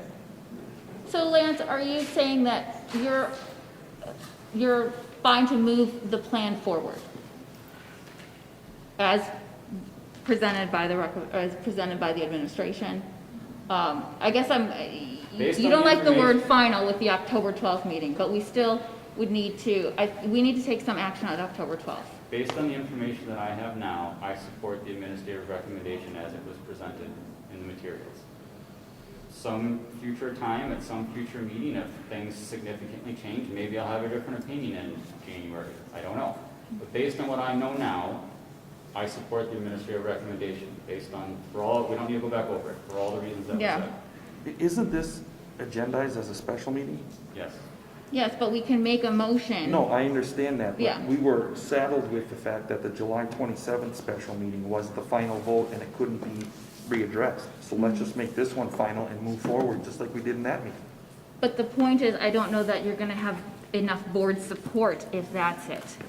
Whereas we can approve the plan and we can assign the date in October. Well, do we have enough board support to go forward with the administrative recommendation, or do we do it as Trish's plan? I would be in favor of just going forward with the recommendation. No. Is it just 4 of us? Me too. Yes, that's what Okay, so there's only 4 of us, so with that in mind, then I would support Trish's. Let's move, is that still Lee's original motion? We're going to approve, tentative approval of the plan, and then we'll have an update with the assigned assigning the November 2nd date at the October 12th meeting. That's good. Yep. Maybe you come back with better information and it's an earlier date, Maybe. you know? Maybe. Good. Let's move forward on the plan. So, We ready to gotta call a vote? vote. Let's do it. Roll call vote. Jim Boucher. Yes. Kyle Lowe.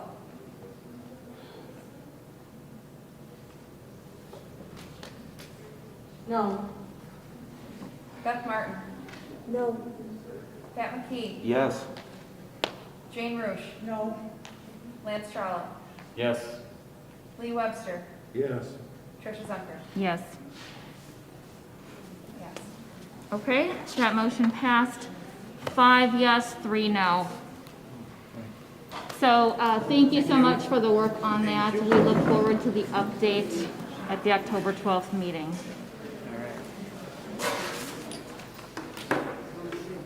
Okay, so still have quite a bit of meetings to go through here. On agenda item 3. Oh, I haven't unmuted myself. Oh, thanks, Kathy. So this is hearing statements on behalf of applicants for the Wausau School District to fill a vacancy on the school board. And I believe that Dr. Hiltz is going to kind of lead this part of the meeting. Yeah.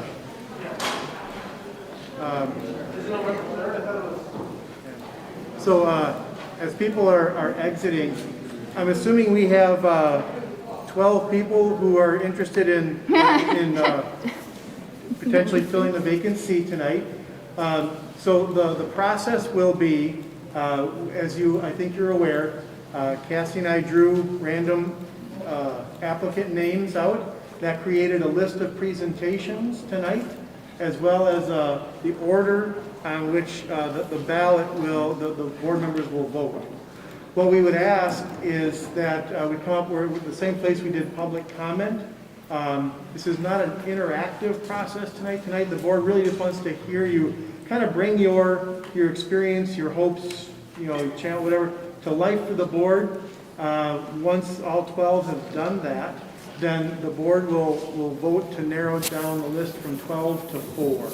And then the final 4 will come back in October, and that'll be more of an interactive process, more of an interview process.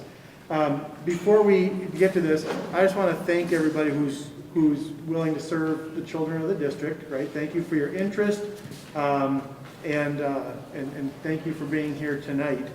So I'll just facilitate this piece if the board's okay with that, and after everybody's done, I'll hand out ballots, and Cassie and I will tabulate them, and we'll announce the results. So, Kathy, am I missing anything, Cassie? Can you unmute Dr. Hiltz, please? Oh, shoot, I did all that on mute. Sorry. No, There you go. you got it, all right. Sorry for those of you at home, I forgot to unmute. We just went through the protocol for board member presentation. So, Cassie, did I forget anything, or can we go ahead and begin? No, you may begin. Okay, is everybody ready? All right.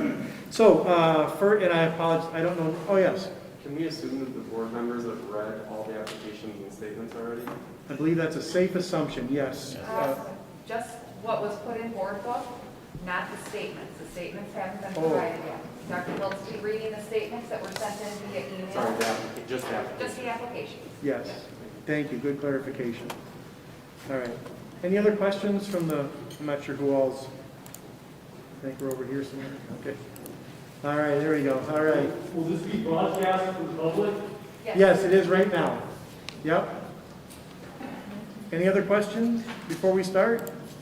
Yes, sir. Who breaks the tie if it comes to a 4-4 deadline? How's the tiebreaker decision? So these are just for the boards, this is a good extra question for the board too. So you're going to pick your top 5 per the policy.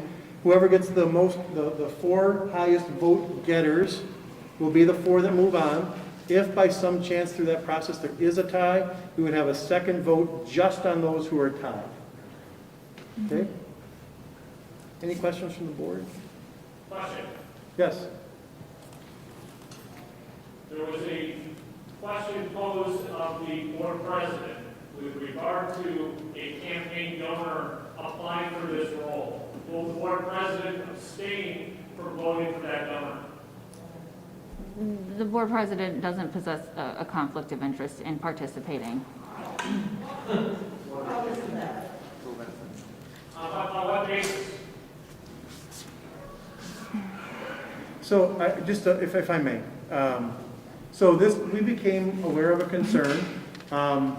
We've consulted both legal and Board of Ethics. There is no conflict of interest. Everybody can have their own political views. They can also have their own views on education. They can be separate. They don't have to represent a conflict in this case. That's the opinion that we've received. And again, every board member up here has their own political and personal biases and experiences. That it's their role to have to be able to put those aside and make decisions based on the information that's presented. I guess that's the basis for our opinion. Keith, just one clarity. We haven't received the opinion from the legal counsel yet. My fault. I'm sorry. Well, we did talk to Wisconsin Ethics Commission. Right. The bottom line is that the board president has been running for this seat since October, for the seat reference since October 14th, 2019, and in no way could anticipate that a longtime board member would have to resign due to a very unfortunate situation. And I'm sorry that there's some perception that's been created, but there's no conflict of interest. I have never missed a vote or a meeting. I always show up to do the work that I was voted to do, and I will continue to do that tonight. Thank you. Thank you. Cassie, just wondering, do you know how to pronounce everybody's names? I do not. You do not? Okay, then if you knew how to pronounce everybody's names, I would let you do it. I'll take my best guess. I'll remind myself when I was a teacher, I had to read off names on the first day of school. So first presenter tonight is Susie Ricchetto. Ricchetto, all right, thank you. If you were in my grade book, I'd make a note so I remember how to pronounce it next time. So, thank you. If you would share your remarks for the board, please.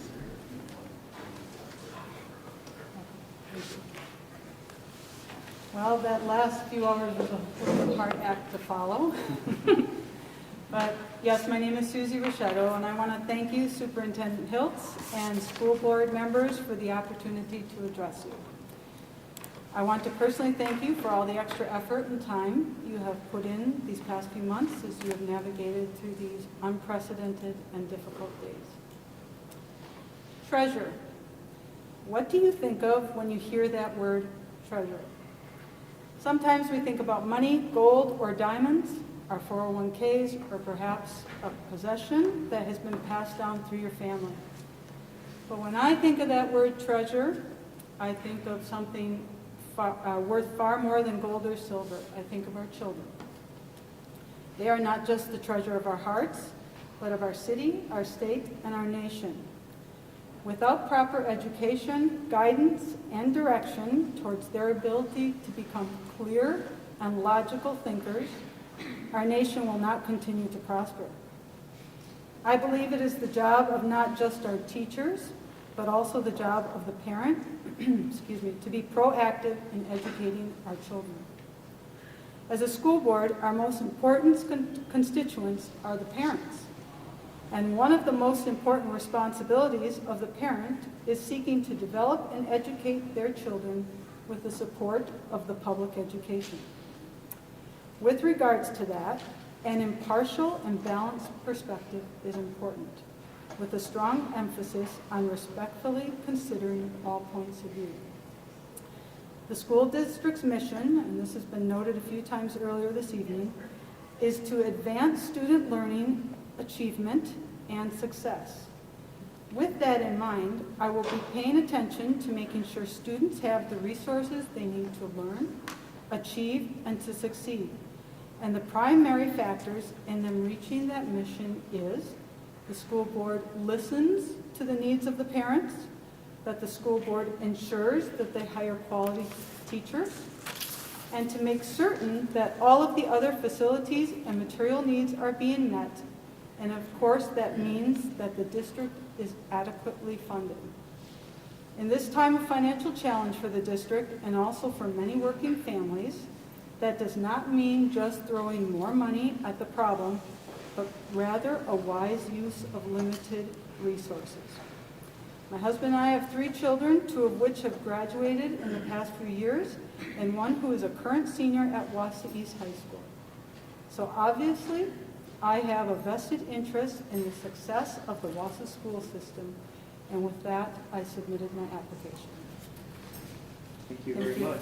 Thank you. All right. Second tonight is Danielle Huntington.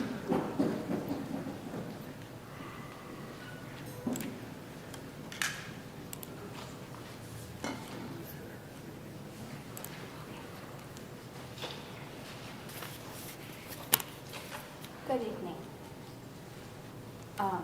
My name is Danielle Huntington. I'm just going to tell you a little bit about myself. I have a bachelor's degree in biology and a double minor in chemistry and marine science. I used to work at the Medical College of Wisconsin, and I worked in a lab by myself, and I was bored. So I got a part-time job working at a REI, Recreation Equipment Corporation, and then I started working at a climbing wall. And then I realized that my part-time jobs were more fun than my full-time job. So I went back to the University of Wisconsin La Crosse, and I got my master's in recreation management with an emphasis in outdoor education, where I then was the director of teen services at the Boys and Girls Club of Portage County. I've had to work on their board with numerous community members like the United Way, Kiwanis Club. I've helped develop at the Stevens Point School District a homework center where I had to meet with lots of different parents. Sorry, as I talk, the mask goes down. Different parents, different organizations. I am not from Wausau, I'm from Stratford.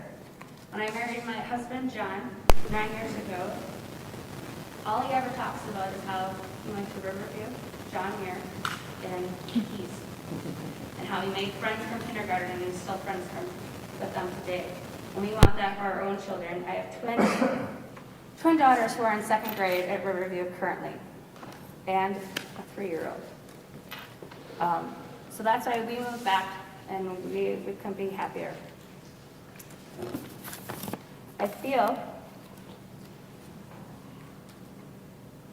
I have lots of experience that has helped me to work with young people in our community, and I feel like the Wausau School Board, I feel I can help guide the district so every child can have the same experience and success that I had, and I want to continue that. And I think the biggest thing I think I can bring is my willingness to learn and to be active in the community. So I would like to thank you for my time, all board members, and Dr. Hills. Thank you. Thank you very much. All right, number 3 tonight is Matthew Haynes.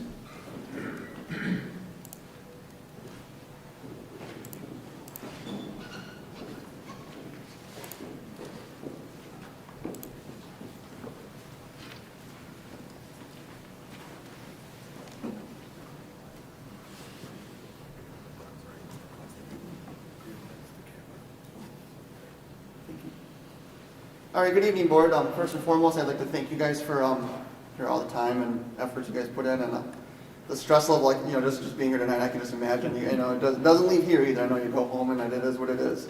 And again, my name is Matthew Haynes. I live in Wausau here on the west side. Me and my family. I got 3 kids. I got 1 girl here in Wausau West, and I've got 2 girls that go to St. Peter and Schofield, parochial out in Rothschild, Schofield area. And ultimately, like, my tour throughout my child's education, I've been very, very connected. St. Peter's, very small school, and my daughter went through there through 8th grade. And been coaching basketball for them. I do a lot of activities where I, support whatever I can. And this is the first time that I really kind of felt detached from their education. And really what drove me to want to, like, apply for this school board is I can sit at home and I've been watching, and it's just so many questions rolling in my head, and it's not one way or the other, but it's just something that I would like to be able to at least voice my opinion, and I would like to be part of the solution, not necessarily part of the problem. again, right now, it's all in my letter, but I serve on the board at my church, Mountain of the Lord, and treasurer. Been coaching basketball. I've been working with kids for the last 6 years. I teach martial arts to a bunch of kids, and when I speak about my kids, I mean all those kids are like my kids. You know, I mean, I just love kids, and you know, even now, we're open, you know, at our martial arts studio a little bit, and just to, you know, give them a little bit of interaction. It's just great. With that, I thank you guys again for your time, and wish you the best. Thank you. All right. Thank you very much. Dr. Hiltz? Yes. Are you going to be reading the other statements that were sent in? Oh, sure, when they're all yes. done? They're here, right? Yes. All right. Is They're that in order. All right. So am I assuming Johnny Fortenberry? Am I reading? Well, I think can you see if the first three candidates had? Oh, am I reading these in what as well? Oh, my fault. Sorry. Oh, okay. Yes. Sorry. I can do it from here, right? Yes. As soon as I unmute again. All right. My mistake. Protocol on my part. So we're going back to candidate 1, Susie Richetto. There is a statement on her behalf. So it says, to whom it may concern, I have known Susie Richetto for almost 20 years in both a personal and a professional manner. Susie has a passion for the overall well-being of children. This extends to the decisions made by our administration and their long-term effect on our kids. As a mother of 3 elementary-aged children in the Wausau School District, I feel that this passion lines up with the whole child, whole Wausau idea. I admire her ability to lead within her family, her business, and our community. Susie is a kind and thoughtful person who's quick to make others feel included and important. She has a strong work ethic, is full of integrity, and highly respected by her peers. I believe she would bring a strong, sound mind to the school board with her ability to see all sides of an issue before making an intelligent and fair decision. And if you have any questions, there's contact information here. So, okay. Thank you. Thank you for that insight. And let's see. Here and here. Several. Read all 3 of these? All right. So, these are statements of support for Matthew Haynes. Okay. To whom it may concern, I am writing to recommend Matt Haynes for the position available on the Wausau School Board. I've worked with Matt previously, and Matt is my uncle. Matt, in his life, has displayed quite a few characteristics that would be impactful to the Wausau School Board. Some of those characteristics that he displays are compassion, diligence, unbiased, indefatigable. I can't even pronounce that word. That's a good word. Indefatigable. Good word. Sorry, I'm also struggling on focusing, but. And willing to put others before himself. My apologies. Matt assisted my mom with getting her to her appointments, which were in Madison, while also being a full-time dad and working full-time. Matt made my mom feel good every time they went to her appointments, and while talking about him with my mom, she was very glad that he was there. My mom couldn't stop talking about how they would talk on the way down, laugh on the way down, or reminisce about their childhood. I think my mom enjoyed spending a lot of time with Matt because he took the time to care for her and forgot about why she was going to her treatments. My mom designated him as one of the power of attorneys in her final days because she believed he would keep a level head in all the chaos and trusted that he would guide us in making hard decisions. Personally, Matt is one of 3 role models in my life. Matt has shown me life can get hard, but if you persevere, you can do just about anything. Growing up, Matt was always level-headed, and he never complained about anything. He never blamed anyone for his problems, and he worked hard to fix the problems that he faced. Matt is a person you can watch for a long distance and go, I want to be just like him, and not have to know that he's a good person. I don't think there's anything Matt cannot do. Again, I'm recommending Matt Haynes for the position available on the Wausau School Board because I think his character exemplifies the core values in which the Wausau School District displays. I'm sure I'm not the only one that believes he's right for the job, and I certainly will not be the last. Very nice. Second letter for Matt Haynes, to whom it may concern. I'm sending this email on behalf of my entire family to ask that you consider Matt Haynes, in parentheses, a Wausau community member and father, to fill the interim vacancy for the Wausau School Board. Matt has an impeccable desire in helping children grow, both mentally and physically. He's a wonderful father of 3 and husband. He's also dedicated to martial arts, where he has accomplished well-deserved leadership roles to include black belt degrees. He works with many children daily as a volunteer. Not only will you find Matt to be honest, but he's fair in all of his decision-making. He is a tremendous listener when it comes to people's needs. At this time, we need someone like Matt to be a voice of reason. His ideology is not based on politics, but people, especially children, and what is best for them. Matt Haynes is very well-rounded, ethical, and responsible community member who cares about Wausau and all of the community members. He's the voice of logic and reason and would embrace important relationships as a school board member. We don't think you could find another person who will work as hard as Matt would to create a safe and healthy environment for our children in this school district. We've known Matt for quite a few years, and he really is a welcoming individual who strives to better others' lives. He lives by rules of integrity and perseverance, and will never give up on doing what's right for all. Please consider Matt Haynes to fill the Wausau School Board vacancy. He'll be a wonderful asset to the board. Good. And third for Matt Haynes, I've known Matt Haynes and his family since 2013. Matt and his oldest daughter joined my karate school and have reached the rank of 3rd degree black belt. Daughters here we have both since reached black belt status. Matt is one of my best instructors and always there when I need him to help me. Matt's a great father and family man. In our student oath that we recite before each class, the first line is, I shall obey the 5 tenets of Taekwondo: courtesy, integrity, perseverance, self-control, and indomitable spirit. Matt and his family certainly live by these tenets. Matt and I are currently in the process of becoming a partner in business. All right. Very nice.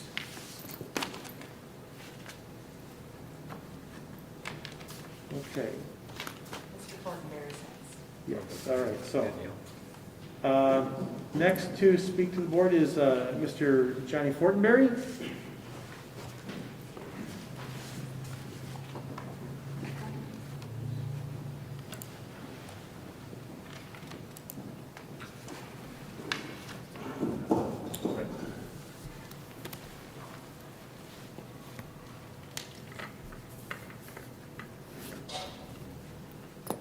Good evening. I don't want to rehash a lot what's already in my statement. I assume that everybody read it, but I'd like to be considered for replacement of the Wausau School Board. Moved here in 2010, right shortly after the 400 block was finished. And I said, wow, this place is great. I was here for 36 hours, got a job, bought a house, checked out schools, checked out churches, went home to Texas, then packed it up and moved in the middle of Wisconsin. So here we are. I have a vested interest in what happens with the Wausau School District. I have 4 children currently. Well, they're not in the Wausau School District, but they're being taught from home at the Wausau School District. My education, I worked my way through school right out of high school, went to college, got a BBA in marketing, minor in political science, enlisted in the military.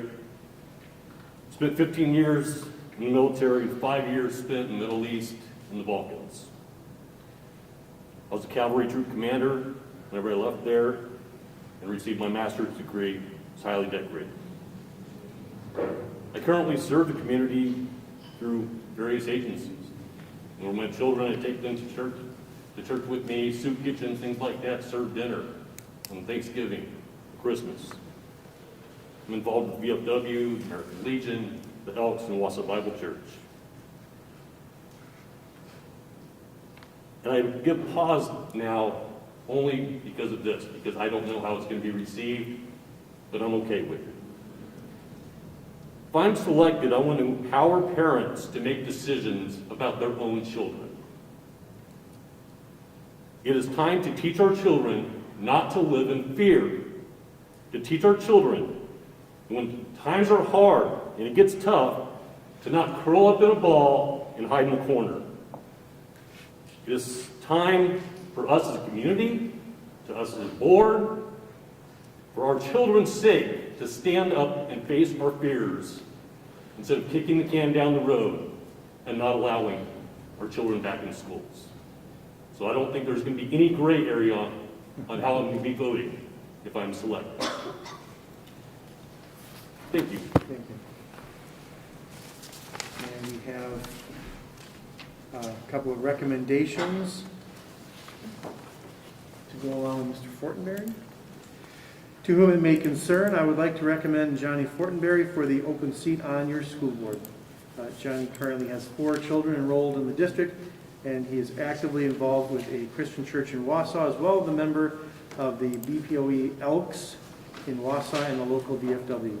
I believe that Johnny has a vested interest in the education of future leaders of Wausau. Johnny enlisted in the Army after he graduated college with a bachelor's degree in business. While in the Army, Johnny successfully earned his master's degree. Johnny served in the Army for 16 years. Before leaving the Army, he had worked his way up in the ranks to the position of captain. I believe that Johnny is well versed in a leadership capacity. Johnny currently works for the U.S. government and the Social Security Administration. As a member of the Wausau School Board, I believe Johnny can help guide the district so that every child will have the opportunity to receive a good education. I retired after 30 years with the Wilcox, Arizona Unified School District, and I had the opportunity to work with a lot of board members. I feel that Johnny would compare to the best of any that I worked with. And he has a signature at the bottom. And second, to whom it may concern, I would like to take a moment to recommend that you seat Johnny Fortenberry on the Wausau School Board. As his pastor, I've been encouraged by Johnny's sincere heart, his desire to serve, and his positive example as he leads his family. I believe Mr. Fortenberry to be an obvious choice to serve the Wausau School District. Johnny's an active member of this community and has a vested interest in the educational structure of the Wausau School District.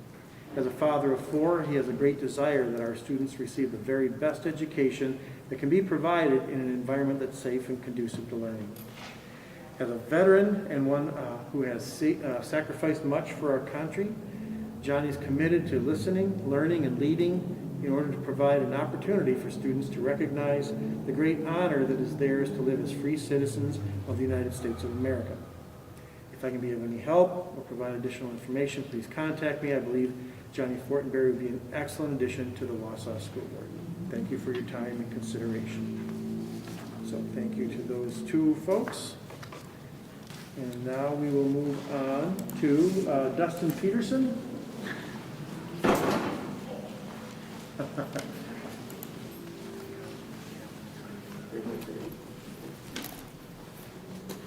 First, thank you, Board and Superintendent Hiltz, for having us this evening. I don't know about you, but my butt's a little sore. I appreciate all of you putting the effort in and sticking out for a long evening, and I'm going to start off with I'm probably not as well spoken or as experienced of any other person that you're going to talk to this evening. However, when I search long and deep about what I value, it's people, growth, and development. And that's really why I stand here today, because, I would bet that everyone who's going to come up here is going to have a vested value in why they want to attend here. I have a daughter. She's going to be going to school here, absolutely. I went to grade school in Wausau. I went to middle school. I went through the redistricting and the who should go to the east and who should go to the west. So I attended Horace Mann, even though I lived on the west side, after attending an east side school. And I did all that stuff. And more so as in my statement, what I wanted to share is I'm kind of the unseen path, or the unlearned path. And I went to high school with the narrative to go to college, get good grades, become a doctor, because I wanted to become a doctor. Do everything, worked 3 jobs through high school, played sports pretty much every season until I realized I wasn't good at 2 of them, so I just focused on 1 my senior year. Did all that, followed that narrative, went to college, had a great time, wouldn't trade that experience for the world, but I here stand before you as a college dropout from Marquette University. I was an honor student in high school, something that most people would say successful, right? And I didn't see that success. I attended college. It wasn't the greatest experience educationally, just because my learning style was not as of everyone else that I was around. Had lots of people tell me I'd be great and do great things, and you know, I started to not believe them once I left school, and then I just decided to work on myself. And I stand here before you as a senior branch manager of Associated Bank, and no, that doesn't necessarily matter, but I'm 35 years old. I don't have a college degree, and I am partially responsible for 4 branches in our central Wisconsin area. So to me, leadership and development is some of the most important stuff we can do, and you do that not through college education, but things you learn. And that's kind of my focus is, I want equality for all our students, and I also want them to have the education that they understand that there's not just one path to success. We talk about success and achievement here at the Wausau School District, and I fear that not a lot of people know what that is. And that's what I challenge all of you to question, is what does that look like for each student? And if you could tell me that you could say for 100 students what their success and achievement will look like, I'd have to disagree with you. And so my value being on this board is to bring an outside perspective. I don't have a bachelor's degree. I don't have a master's degree. My boss tells me to keep getting it. I don't really see a value in it right now because I haven't been told no yet, because I don't have that. And that's not from an education, it's from persistence, perseverance, and working hard. I want our students to recognize that there are many, many, more than they would ever even understand, paths to success. And what we do and how we present ourselves as people and as human beings is the utmost important. So, as kids, that's what we should teach first. How to be a good human being. Our society has changed so much since the things that my grandfather has taught me. And I want to impact those decisions that those students make, and not because of a political nature or anything, but just because it's a good human being decision for those around us. That is probably the most important part. Sometimes I just feel like we go with a narrative and we don't help our kids self-discover and understand things. And I want to be that outside perspective to help make decisions. People would question my ability to listen. I just like to support things with facts, and that's how I kind of run. When I go to leadership, I ask all my colleagues, what is going to determine your success, your development, your growth? You tell me. I'm going to help you get there. That's what I want to do. I live by 3 pillars pretty much, and that is communication, teamwork, and a positive attitude. If you're good at those 3 things, you can be successful in anything that you do. And you have to help other people recognize that. That's what I want to do. I want to help people recognize that they can make an impact by communicating, working together, maintaining a positive attitude through all of that. So with that, I don't look at this as I do look at this as a short-term opportunity to prove my long-term value to this school board, this school district, and this community. Thank you. Thank you.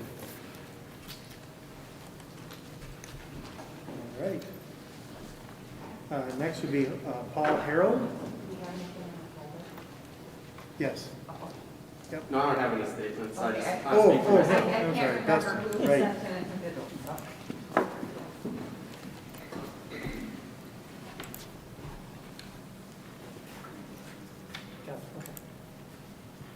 Good evening, and thank you for the opportunity to present myself to the board. Any good interview panel offers diversity. And tonight we're trying to get from 12 or 13 down to 4. I believe I offer diversity. I'm a father of 4. 2 children have graduated from Wausau West, all the way through from Stettin to John Muir, and I have to say they're set up for success. Couldn't be happier with the teachers, principals, administration, and coaches that really fostered their development. Very, very pleased, can't say enough. Also, father of 2 young children. I've got a kindergartner and a second grader. Tech-savvy kids, they're making it work. I can see the passion of the teachers. They love their teachers, but I also know that this isn't where we want to be. I'm here tonight, not really because of my own kids, but because of my coworkers. and what I see happening in our community and with their children. I work for a large business a little west of Wausau here, food processing. We were considered critical infrastructure. We have been operating since the beginning of COVID pretty much every day with the exception of holidays. And it's people like my coworkers that are responsible for putting stuff on the grocery store shelves when we go in. Hardworking. I like to say we're an extension of the Wausau School District. Many of our employees either have come through Wausau schools or neighboring schools.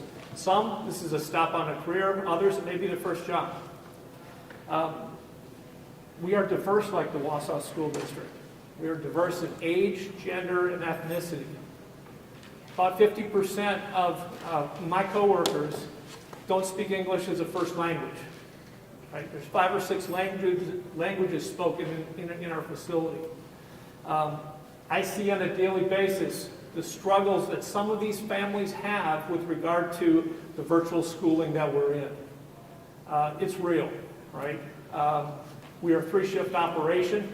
We work with any parent that needs help and have modified schedules. And we've got people that are with their kids all through the school day, and then they'll come work an 8 or a 10-hour shift with us.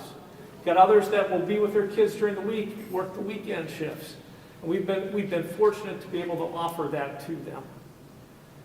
You know, that care and concern is real. I'm afraid that many of those children will be left behind. They're not as tech savvy, right? Maybe the caregiver doesn't have the greatest grasp of the English language. Getting these kids back in school is critical. My fear for them is these families are torn. I also am concerned that this is our future workforce, and we need to get these kids early, and we need to develop that. I mentioned that we are critical infrastructure, so I am familiar with COVID and managing in the COVID environment. I've done the risk assessments, I've done the partitions, put procedures in place for social distancing, I've done the contact traces. Right? It's real. Right? Not going to go away, it's part of our business now. The one thing I would implore the board to focus on, please focus on keeping it out of the school. And that's the engagement of the community and the education of the community, so that we're not allowing someone to come in and offer the opportunity for spread.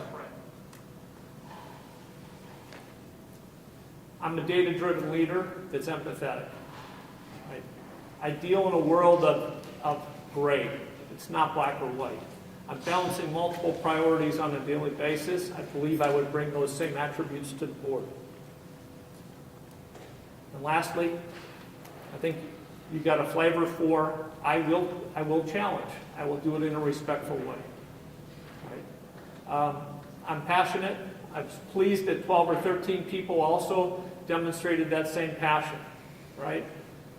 We get 12 or 13 are willing to sign up for a task that's likely to be thankless for the next 6 months. And honestly, some good things are going to come out of this. I honestly believe it. So with that, I thank you for the consideration.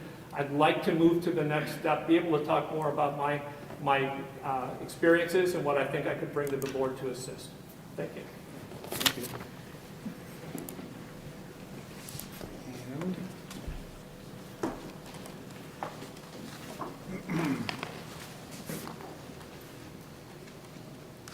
We have a few statements of support for Mr. Harold.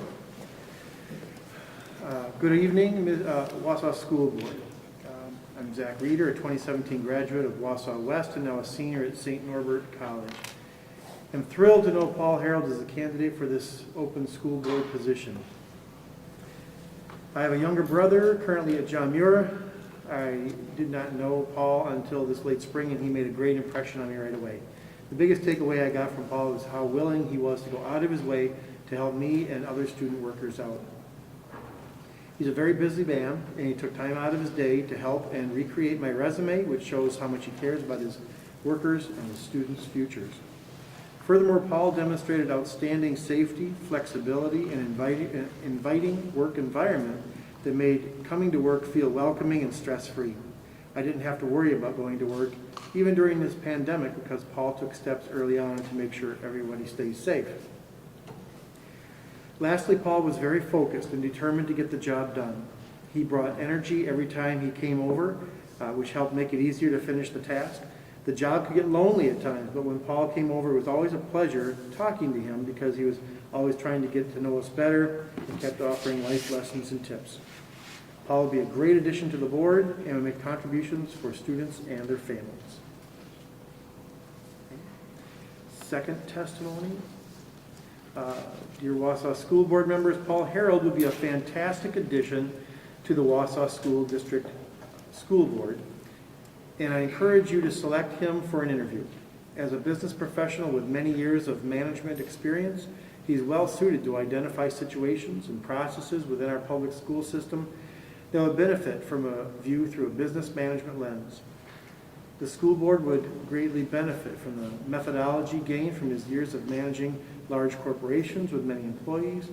Paul's a natural-born leader, subjective thinker, and problem solver. His subordinates, peers, and leadership endorse his many skills at every opportunity. Our mutual acquaintances say very positive things about Paul, often citing their experiences with him as positive and motivational. Raising 4 children of his own in Wausau, he has a long-time vested interest in our local public schools. I've known and worked with Paul professionally for nearly a decade and believe that he brings wisdom and critical thinking skills to every conversation we have. I strongly encourage your review of his application and conduct an interview to learn more about him. As a member of the Wausau community for greater than 20 years and a parent of 4 children who have been part of the Wausau School District, I appreciate you reviewing my recommendation for this position.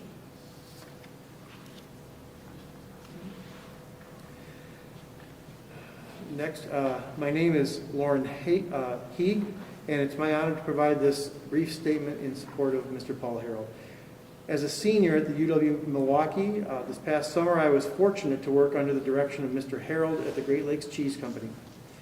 From my personal experience, I witnessed an extremely supportive manager that always took the time for me and my fellow co-workers.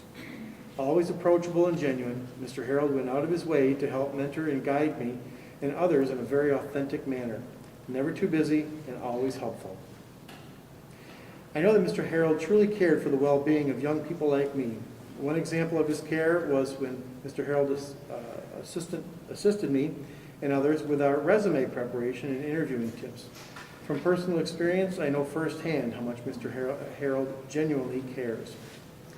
In the interest of the Wausau school system and young students like myself, I would encourage the Wausau School Board to move Mr. Harold through to the interview process so that you too can see the energetic and sincere individual that I know in Mr. Harold. Oh goodness, this one's going to be tough. Hold on.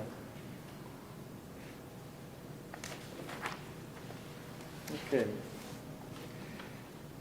My name is Chang Yang, and I am a communications specialist at Great Lakes Cheese. In the past, I've worked as the board director of the Salvation Army, United Way, and North Central Technical College. Board advisor for leadership of Wausau. I was also the board president of the Hmong Association for 3 terms. With my background and experience, I believe I know what it takes to be a strong leader. I've worked with Paul Harold for several years, and I'm confident in his leadership abilities. Paul has always stood for diversity, inclusion, and being community-centered. A few years ago, he had a huge expansion and transformation of our company. Paul was a firm believer in hiring employees of all backgrounds and experiences because every member of our community has something valuable to bring to the company. I am certain his open and inclusive mindset is exactly what a diverse community such as Wausau needs. His encouragement and motivational strategies help to bring our diverse workforce together. I have 4 children of my own, two of which are in the Wausau School District. The other 2 have graduated and are pursuing college degrees. I would feel extremely comfortable with Paul leading the school board. I know he will have the best interest of all of our children in mind.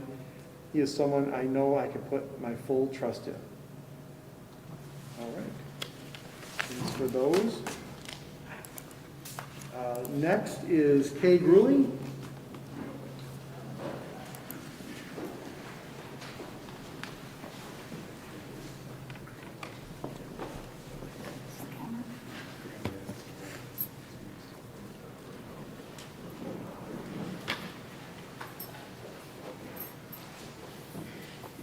Members of the board, Dr. Hilt, and community members, thank you for allowing me to speak this evening. In respect of everyone's time, and since you've already received information in written form, I will just highlight some items as well as provide a few examples.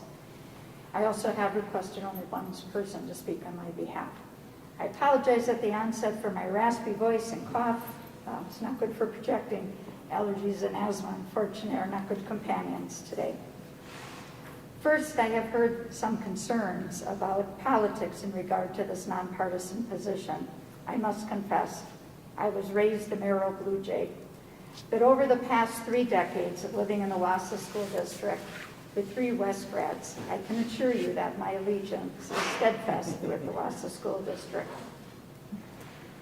So why did I jump into this? As you can see in my submitted materials, I've spent my entire life in service of others and in a variety of capacities.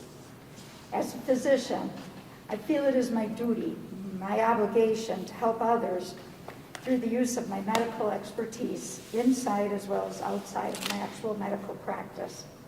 As a citizen, I feel it is my duty to use all of my skills for the betterment of others, even if there is no financial or political profit for me. This strong sense of service has motivated me my whole life. Therefore, as I watch the news reporting regarding COVID-19 and the Wausau School District, I would notice voids in the information presented. Scrolling through social media platforms, I was alarmed by the large amount of misinformation being propagated. I wanted to help. Upon noticing the school board vacancy, I realized that my interest in helping the Wausau School District, especially during this current pandemic, would best be served by being a member of the Wausau School Board. What are my qualifications? There are 5 main pillars: broad depth of knowledge and experience in education, substantial knowledge of and involvement in the Wausau School District over 2 decades, experience working together as a team for results. I value public education and my medical background as a family physician. First, education. Besides multiple years of education myself, I've also been a teacher, preceptor, mentor, lecturer, etc. throughout my life. I have organized multiple symposiums and courses, some of which are highlighted in my submitted documents. Number 2, substantial knowledge of and involvement in the Wausau School District for over 2 decades.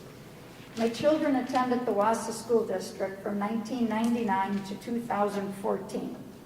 I've always been engaged and involved with my children and the schools. Even the first 15 years of my career, working 100-hour work weeks and eventually dropping to 60-hour work weeks, I planned and prepared ways for which to be there for them in their schools. Certainly, I was actively involved in PTO and other events like working at food stands. I tried to incorporate healthy advice along the way. Some things were more noticeable, but most were behind the scenes. Although some may seem trivial to the outsider, they were meaningful to students and their families and teachers. For instance, long before everyone had cell phones, and certainly cell phones that could take a decent photo, I'd use my better than most camera and took pictures of all the students at their concerts, sporting events, special programs, etc., after people repeatedly asked me to take photos of their children. Teachers would print photos to place in classrooms to motivate students. Parents liked getting a CD full, yeah, we needed a CD then, couldn't help, from their children's sporting and other events. Do you realize how many photos are taken when you take a minimum of 3 individual photos of each of 75 cross-country runners plus group shots and the like? It was over 1,000 photos at each meet or event typically. These photos would even be submitted to colleges for students recruited for a given sport, and were also sent to the yearbook staff who were unable to cover all the school events but wanted documentation of them. In fact, some of my photos are on the walls of Applebee's. Applebee's had solicited yearbook staffs for photos in creating the murals. More recently, since the graduation of both my children, I began organizing the Wisconsin Singers of UW-Madison Student Clinic and workshop, as well as a public performance. I obtain sponsors, write the grants, and organize the day-long event. The program raises thousands of dollars each year for the West Music Department programming, helping replace funds lost due to past budget cuts. This is a healthy and educational fundraising event from which the students as well as the public benefit. I was recognized by the Wausau School District with the Friends of Education Award in 2015 for my efforts, which are ongoing annually.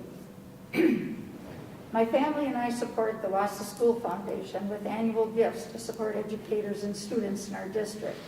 We also created and support the Global Language Scholarship annually awarded to a West graduate to promote the importance of learning about other languages and cultures.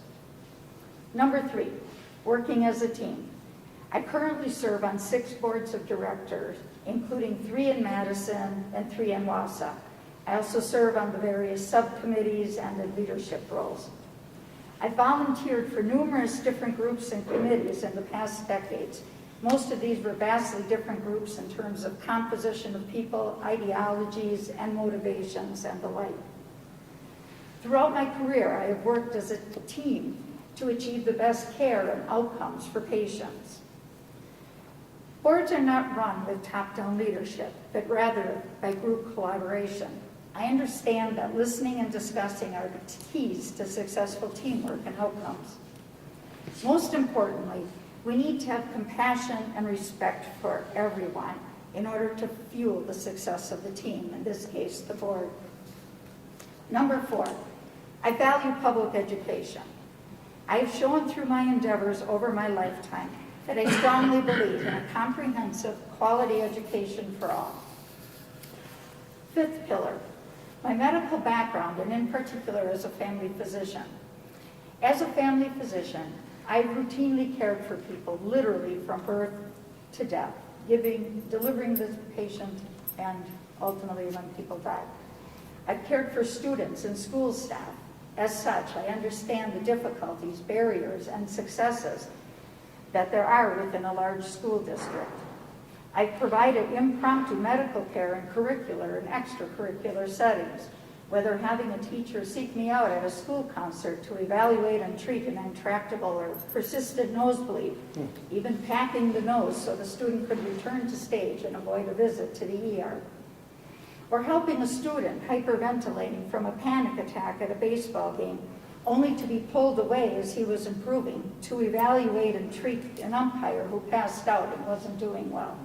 I've treated sprains, evaluated concussions, stabilized fractures, etc. As a family physician, I'm accustomed to working with the whole medical team, as well as the patient's family and the greater community.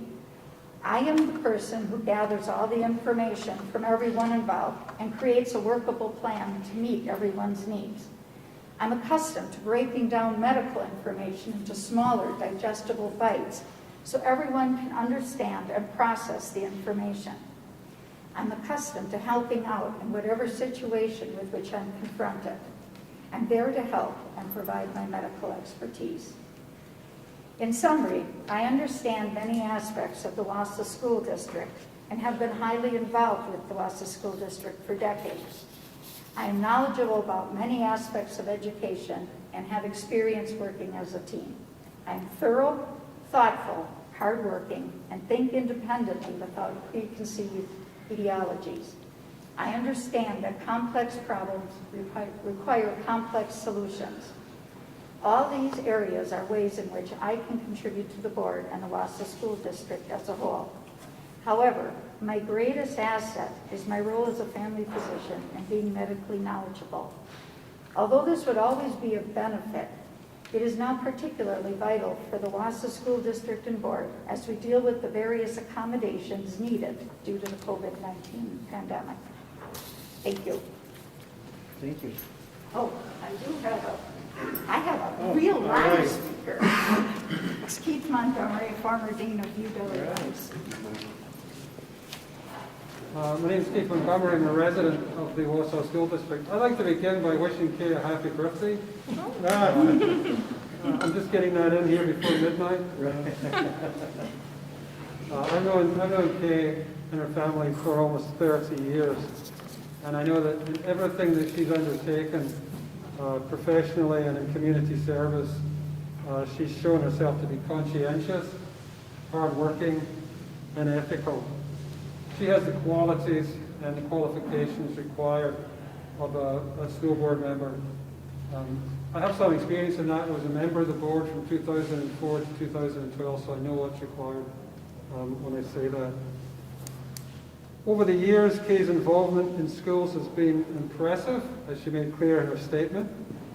For her hard and successful work in raising funds for the music program here at West, she was recognized by the district as a Friend of Education in 2014, and this work is ongoing. She's also done impressive work in global language education as well. Dr. Grueling, as she pointed out, has extensive non-profit board experience. She's currently a member of the Aspires Health Board and the Health First Initiative, for example. She knows how to work on a board. Dr. Grueling has medical expertise, and she's outlined the exact value of this in her application. I will add, as a family practitioner, she knows infectious disease, but she also knows the broader impact of disease on child and family health. Dr. Grueling has a professional and community experience that is needed now and in the long term, and it's my great pleasure to support her application. Thank you very much.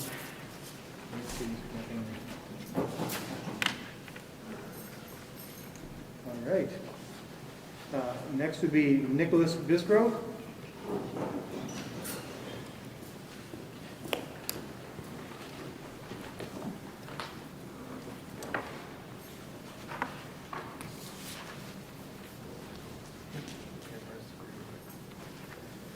Dr. Hiltz, Wausau School Board, members of the community, as I stand before you, I'm a father of a first grader at Statine and a stepfather, soon-to-be stepfather, I recently engaged, to a fourth grader at G.D. Jones.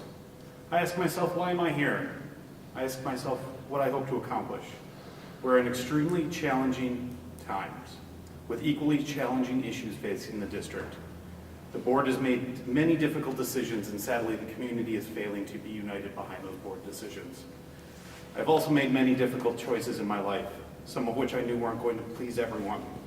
But when you're a leader of a team for over 10 years, you have to consider each one of your actions, your choices.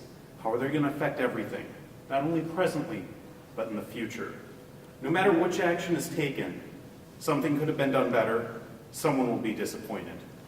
But with the school board, this isn't providing a great customer experience or a triumph through strong sales. This is our community's children, our community's jobs, our community's futures that are all on the line. I ask myself, again, why am I here? I'm here because I care. I founded an event called Kids Group to provide a safe family entertainment experience for the community and raise funds for local children's organizations. To give back more to this community than it has given to me is my foundation for my motivation. To see the smiles of the attendees' faces made the months of planning and a 16-hour day all worthwhile in the end. Despite my disappointment, the pandemic has prevented Kids Group from proceeding into its third year.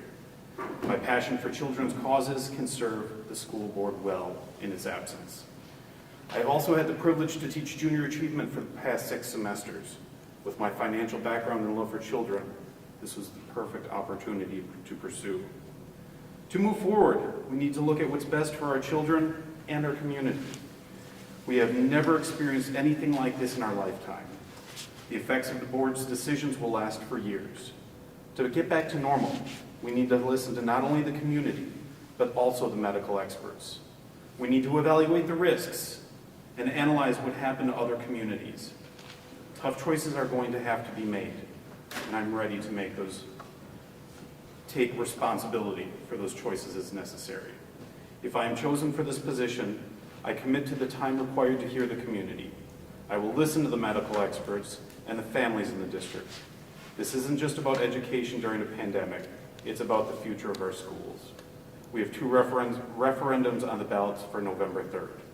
The outcome will determine what actions we take next and how we will continue to provide quality education for our community safely. There's a lot ahead of us and a lot at stake. Thank you for your time. I appreciate your consideration for the seat on the Wausau School Board. Thank you. Thank you.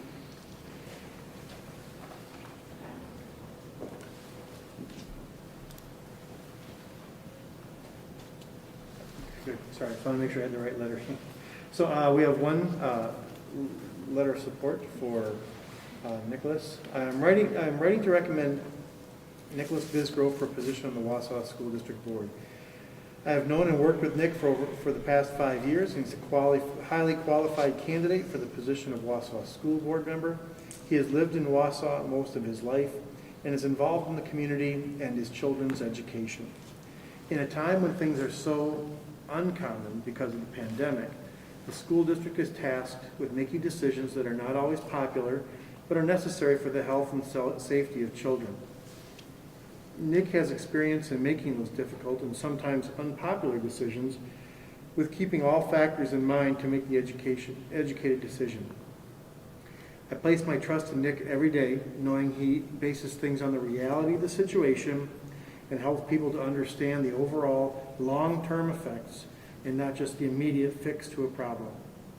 Nick would be a tremendous asset to the parents, children, and employees of the Wausau School District, and I recommend him without reservation. And if you have any questions, we have contact information. So, thank you for that. All right. Next is Jeff Lee, and I think did he come back? He left? Mm-hmm. Okay, so Jeff Lee used to be on the board, but he's left, so we'll consider him without that comment, without that statement. Next is Lorraine Beiersdorf. Oh, nope, sorry. She withdrew. Mm-hmm. My fault. Next is Cody Nicolai.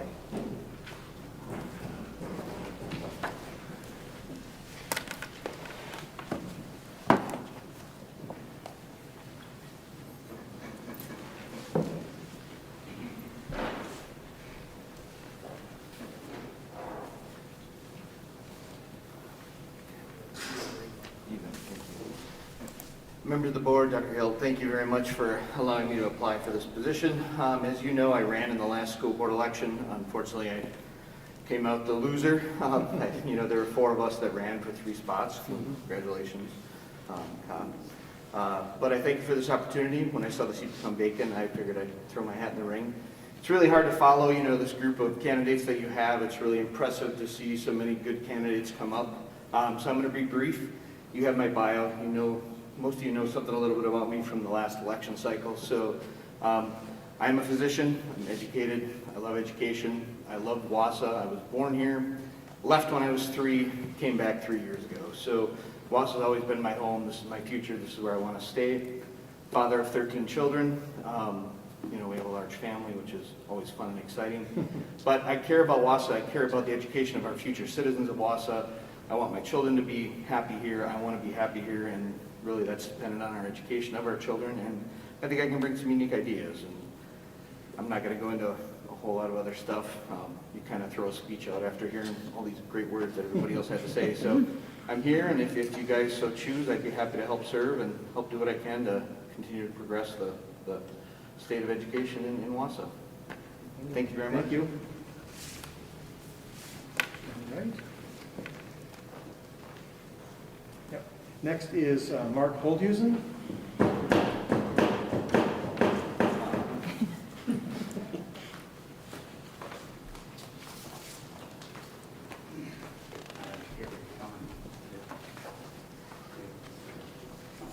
What are you doing back there? Listen, so I want to bet with John. I said it would be after 10 o'clock that I went up. So I don't know if we didn't bet any money or anything. So he was wrong. So I'm Mark Holdhusen. A lot of you know me. I also ran a couple years ago, shared a stage with Jim, Jane, Teresa. In running that, I finished 4th in that election, also a loser. So I've had conversations with many of you. You've read my emails that I've sent you numerous times over the years. I didn't just show up here willy-nilly. I've been active for years and years. I served on the boundary rebounding. That is not a word, but when we changed the boundaries after the last referendum, I served on the Title I Parent Partnership Advisory Council with John and Andrea when she was on it.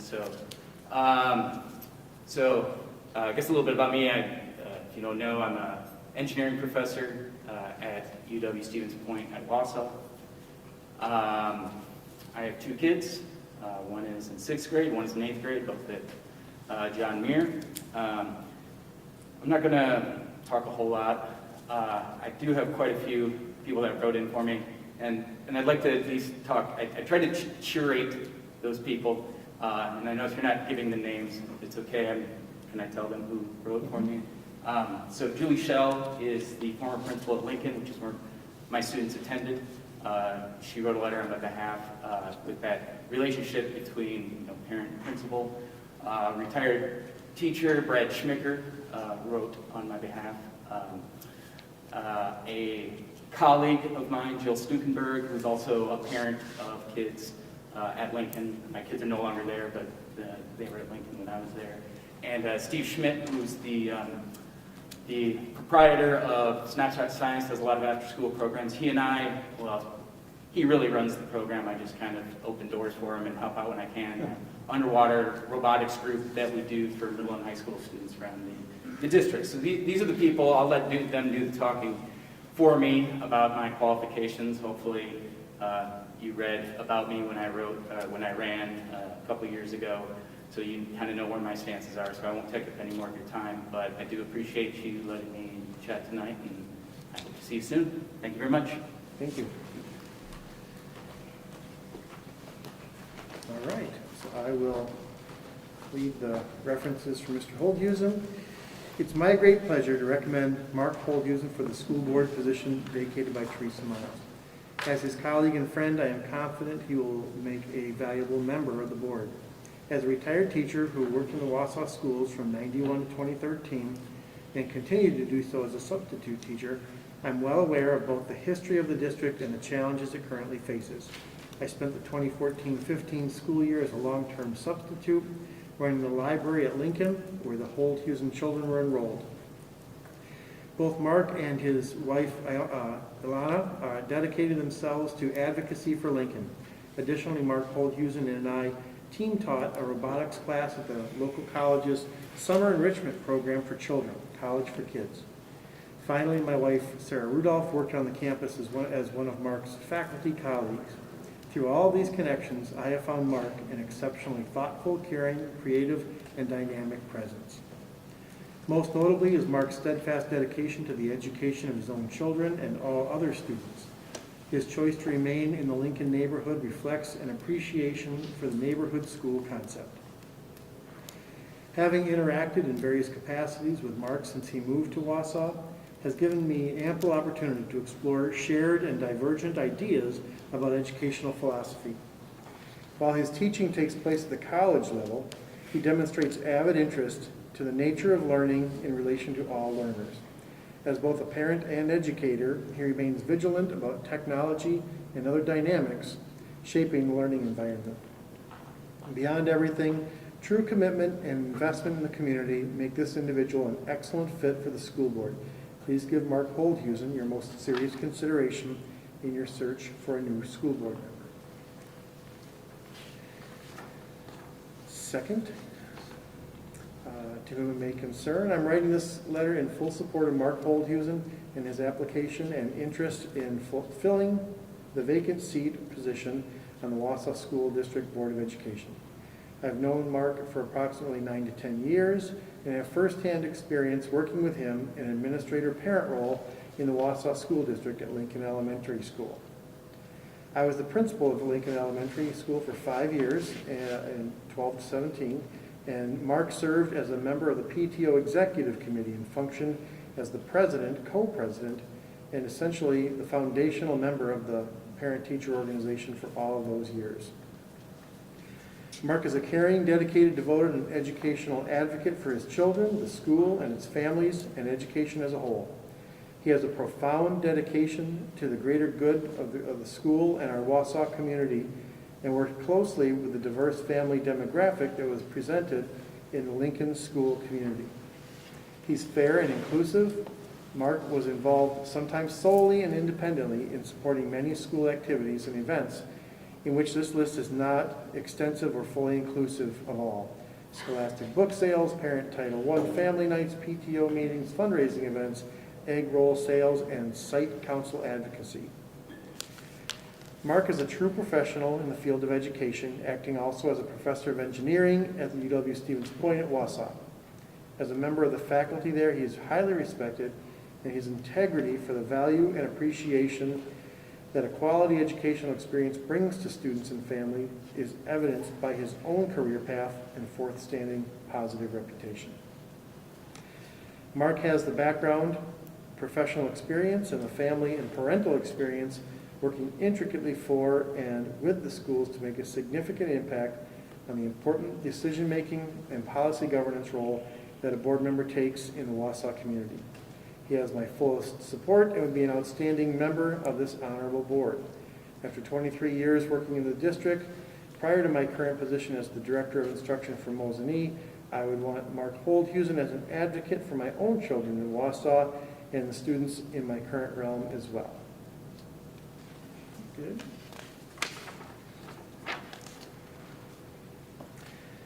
All right, dear members of the Wausau School Board, I'm writing in strong support of Dr. Mark Holdhusen's application to fill the newly opened school board seat.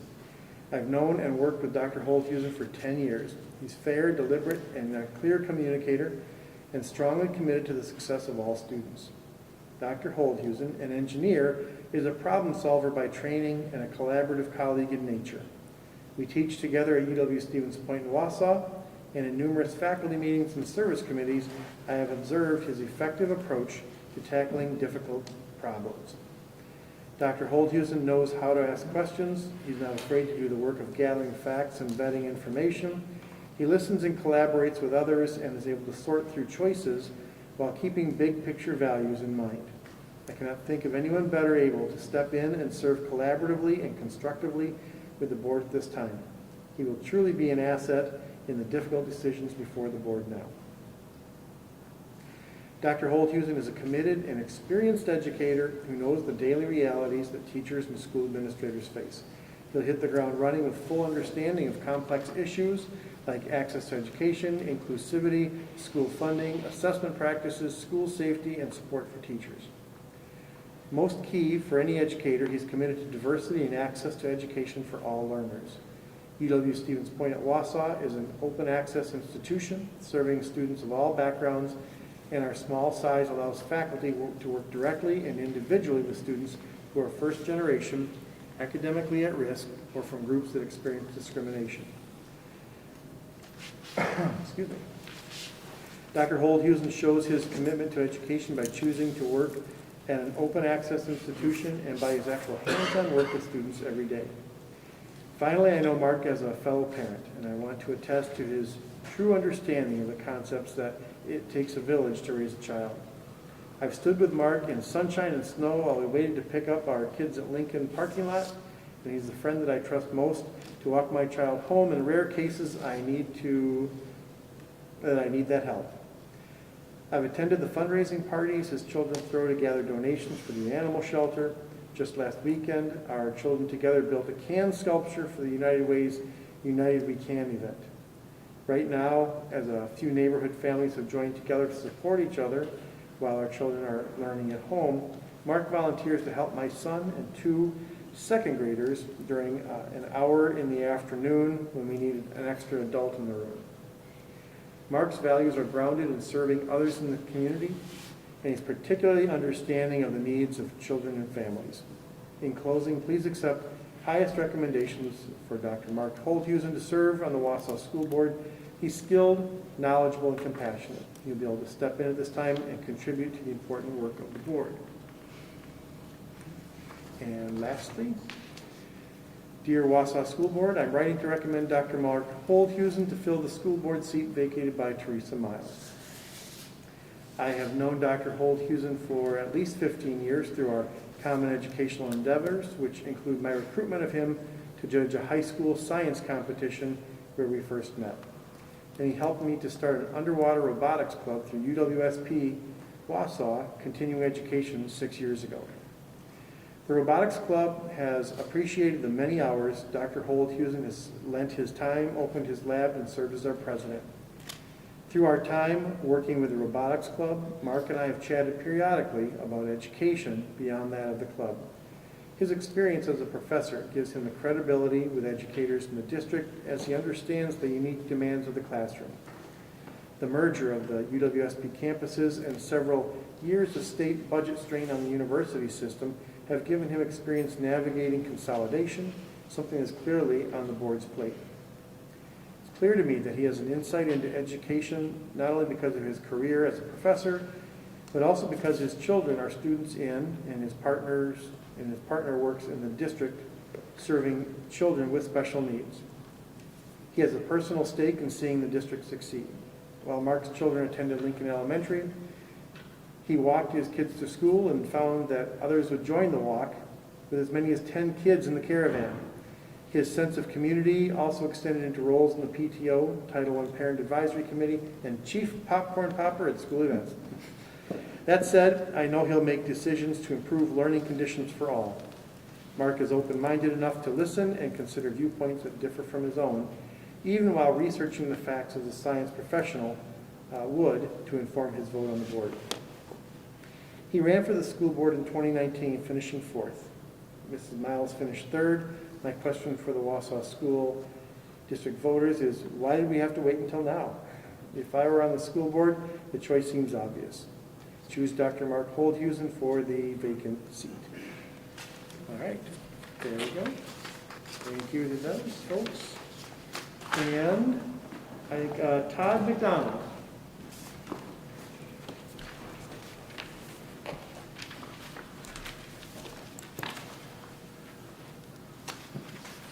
Got a good news sandwich for you.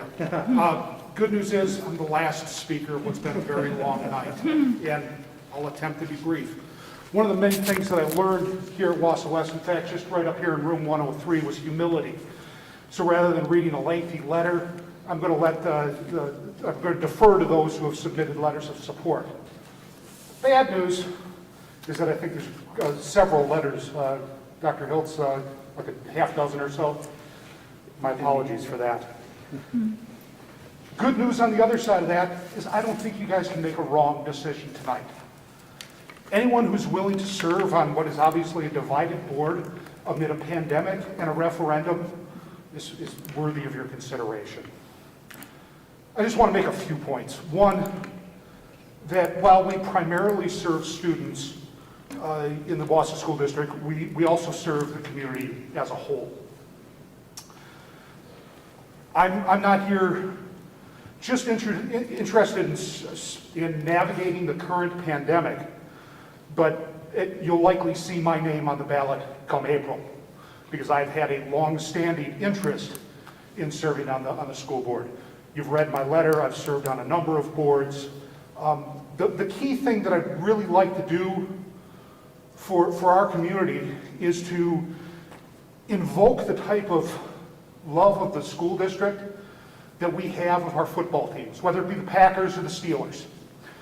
That we don't talk about decisions that are being made by the school board as they, but rather we as a community are making decisions.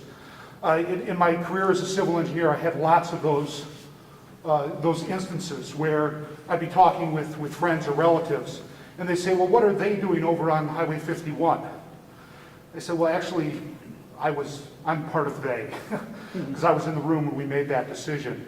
And here's what's being done and why it's being done. But let's recognize that it's being done on behalf of the entire community, that it's not a they decision, that it is a we decision that's made by people that are responsive to the voters of the school district. And with that, again, I'll defer to my many letters of recommendation. Thank you for your time, and thank you for staying up so long. Thank you. All right. We do have a few. So, to the Wausau School Board. My name is Lee Peak. My wife and I live on, we have 2 daughters at John Muir Middle School, and I'm writing to support Todd McDonald's appointment to the Wausau School Board. I've known Todd McDonald now for 8 years, dating back to when we were both elected to the Marathon County Board for our first terms. In my time serving on the board, he proved himself to be a clear-headed, nonpartisan leader in our community. Todd and I did not always vote the same, but I always respected him and his views. I knew that he would hear all sides of the arguments, weighing the merits of those arguments and drawing his own voting decision based not on what one side wanted him to do. Instead, his decisions and votes were based on what he felt was the appropriate action to take to better the community and those who live and work here. Excuse me.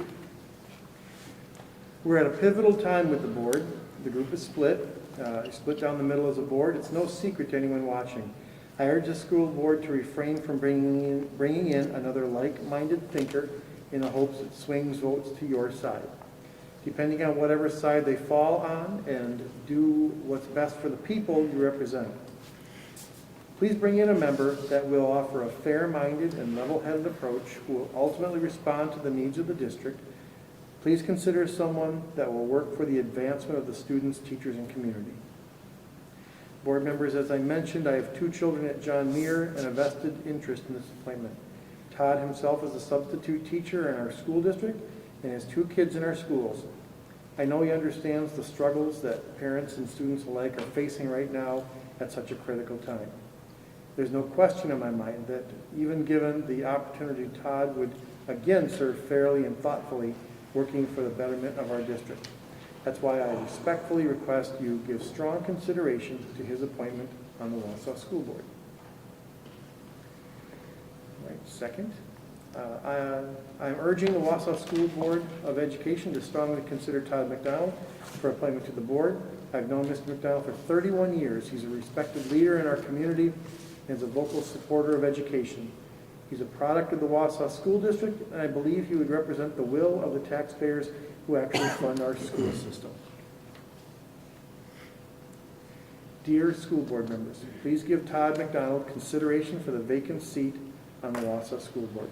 I've known Todd for 10 years through being members of St. Anne's Parish here in Wausau and the various functions we've been involved in at St. Anne's. I found Todd to be very open-minded and caring. He has good leadership and organizational skills. He's patriotic and committed to serving on the school board to ensure that our students will become future leaders, will get the best education our system can offer them.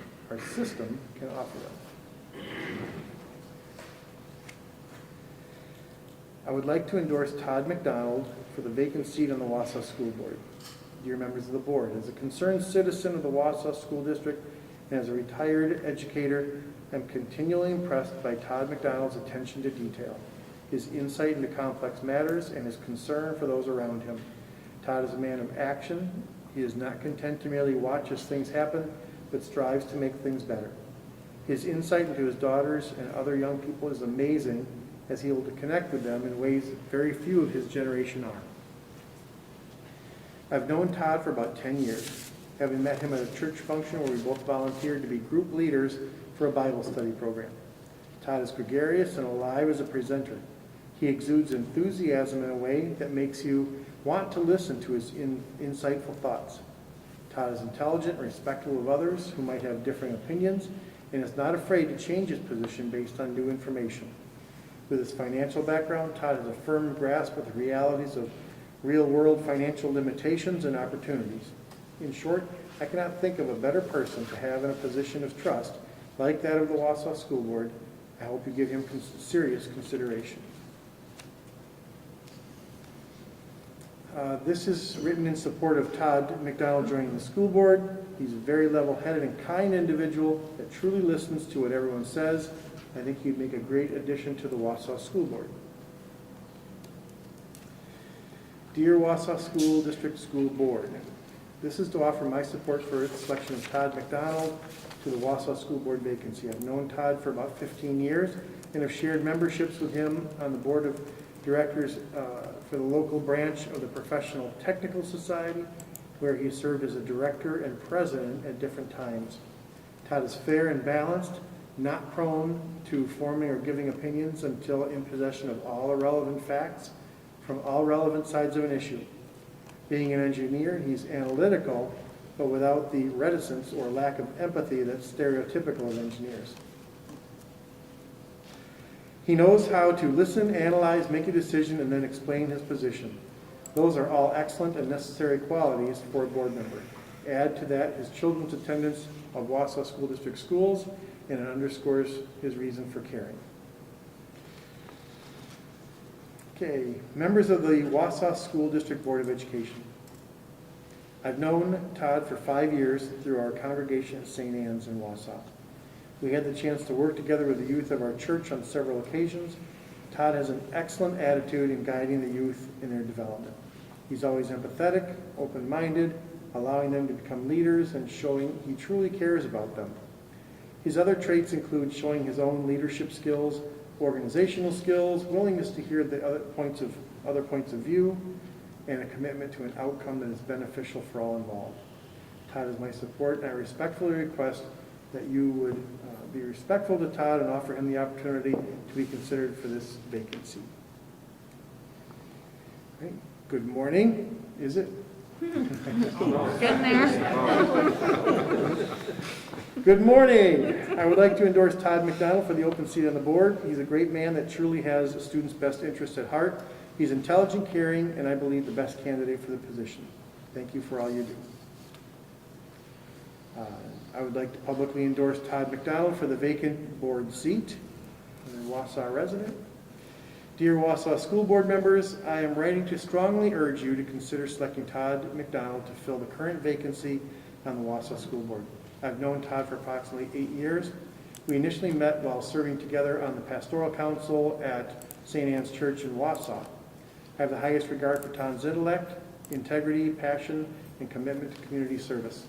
Todd comes from a family of educators and is a graduate of the Wausau school system.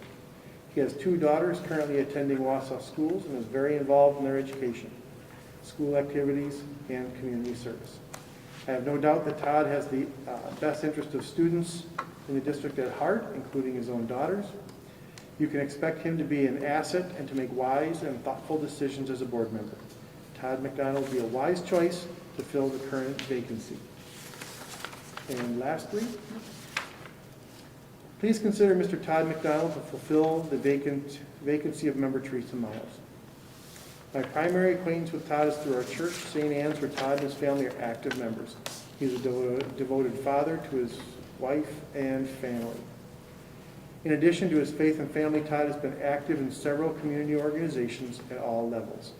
Todd has a good combination of analytical and interpersonal skills, as he is an engineer by training, as well as training in business administration.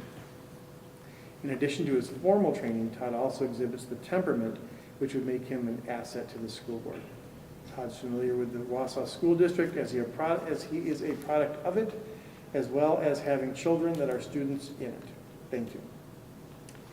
So there we go. Okay. So again, thank you. As some of you have mentioned, lots of highly qualified people. Thank you for your interest. At this time, if there aren't any questions, I'll pass out ballot. Cassie, is that next? Oh, sorry, am I jumping ahead? There's a little bit. 12. Right. Yeah, there's a little bit. Okay. So thank you so much, Dr. Hiltz, for all of that reading and taking us through that. And just to echo Dr. Hiltz's gratitude, we thank you as well for your willingness to step up and serve in this capacity. This would be for a limited term commencing on October 12th, 2020, and running throughout April 26, 2021. So at this time, we're going to vote. There shall be 12 names on the ballot, and board members must sign their ballots. The ballots will be tallied by Superintendent of Schools, Dr. Hiltz.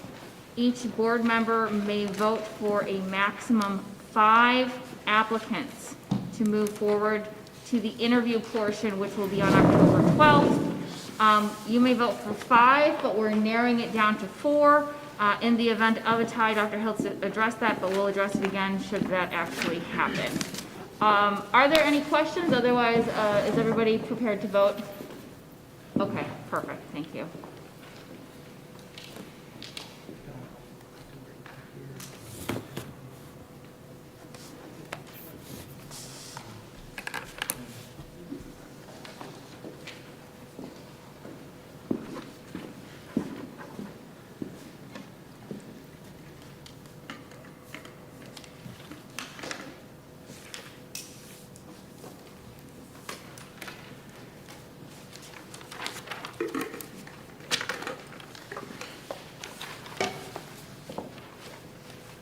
Yep.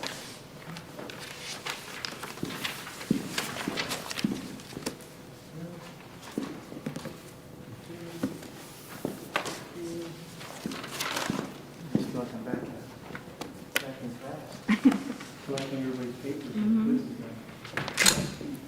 All right. Thank you. All right.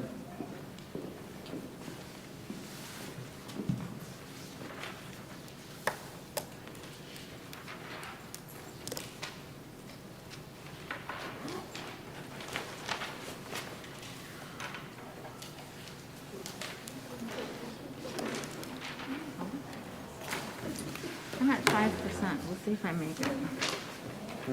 I'm at 5%. Anybody's iPads die?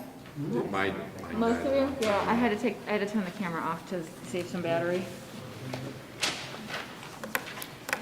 One thing's for sure, we can't always promise meetings like this. I think we set a standard here.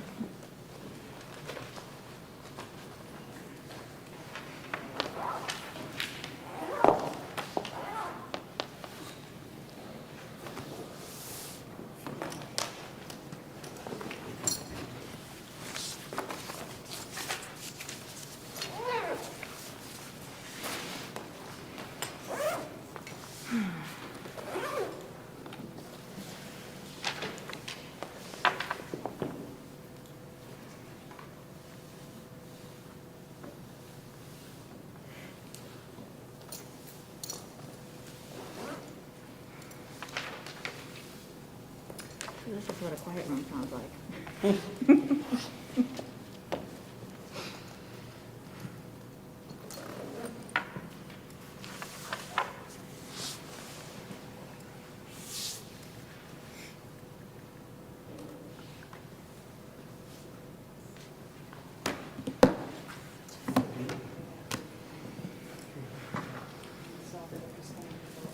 Okay. Well, how can it go any different? We have a tie. Of course. Wait, hold on. Oh, goodness. Okay, so so again, kind of representing the quality of the candidates, we got votes all over, but we do have, so we can announce the top 2, correct? And then vote for the next 4. Am I right? Yes. Okay. So the top 2 vote getters, Highlighting it. thank you, sorry. Kay Grueling and Jeff Lee. So now we should probably take these ballots and edit them to the board. So we have 4 people who got 4 votes. So we have another set of ballots. We will just alter these quick, and we'll just have you vote just for the 4 who got the 4 votes to get the last 2 positions, right? So what do we pick 2? So in this case, we Okay, should follow the same rules as we did in the first ballot, which is, I think, half, right? Well, actually, we Half need plus 2 more one? candidates. Yes, let's vote for, Don't we need Three 2 and a more half plus candidates? Did you need 2 or? We have two We candidates. have two candidates. Oh, okay. We need two more. Two more. Let's see, 1, 2, 3, 8 of you, 2 is 16. We should get maybe an odd number. Vote for 3. Let's go look at this number. Let's vote for one less than, we have 4, right? So, yeah. So we have 4 candidates. We'll ask you to vote for 3. And see if we can get some separation. The 4 candidates are Susie Richetto, Paul Harold, Nicholas Bisgrove, and Mark Holthusen.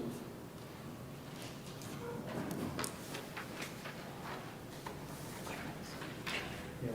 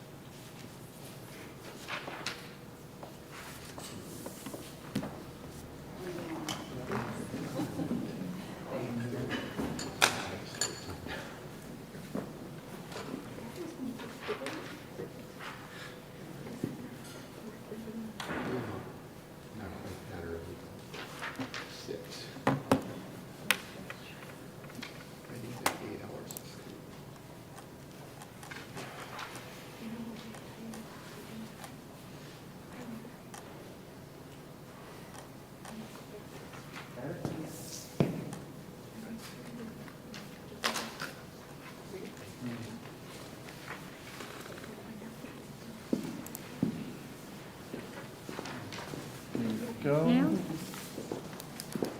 There we go.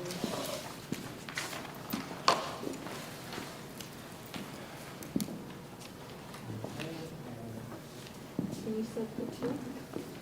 I said 3, right? Let's go with 3, please.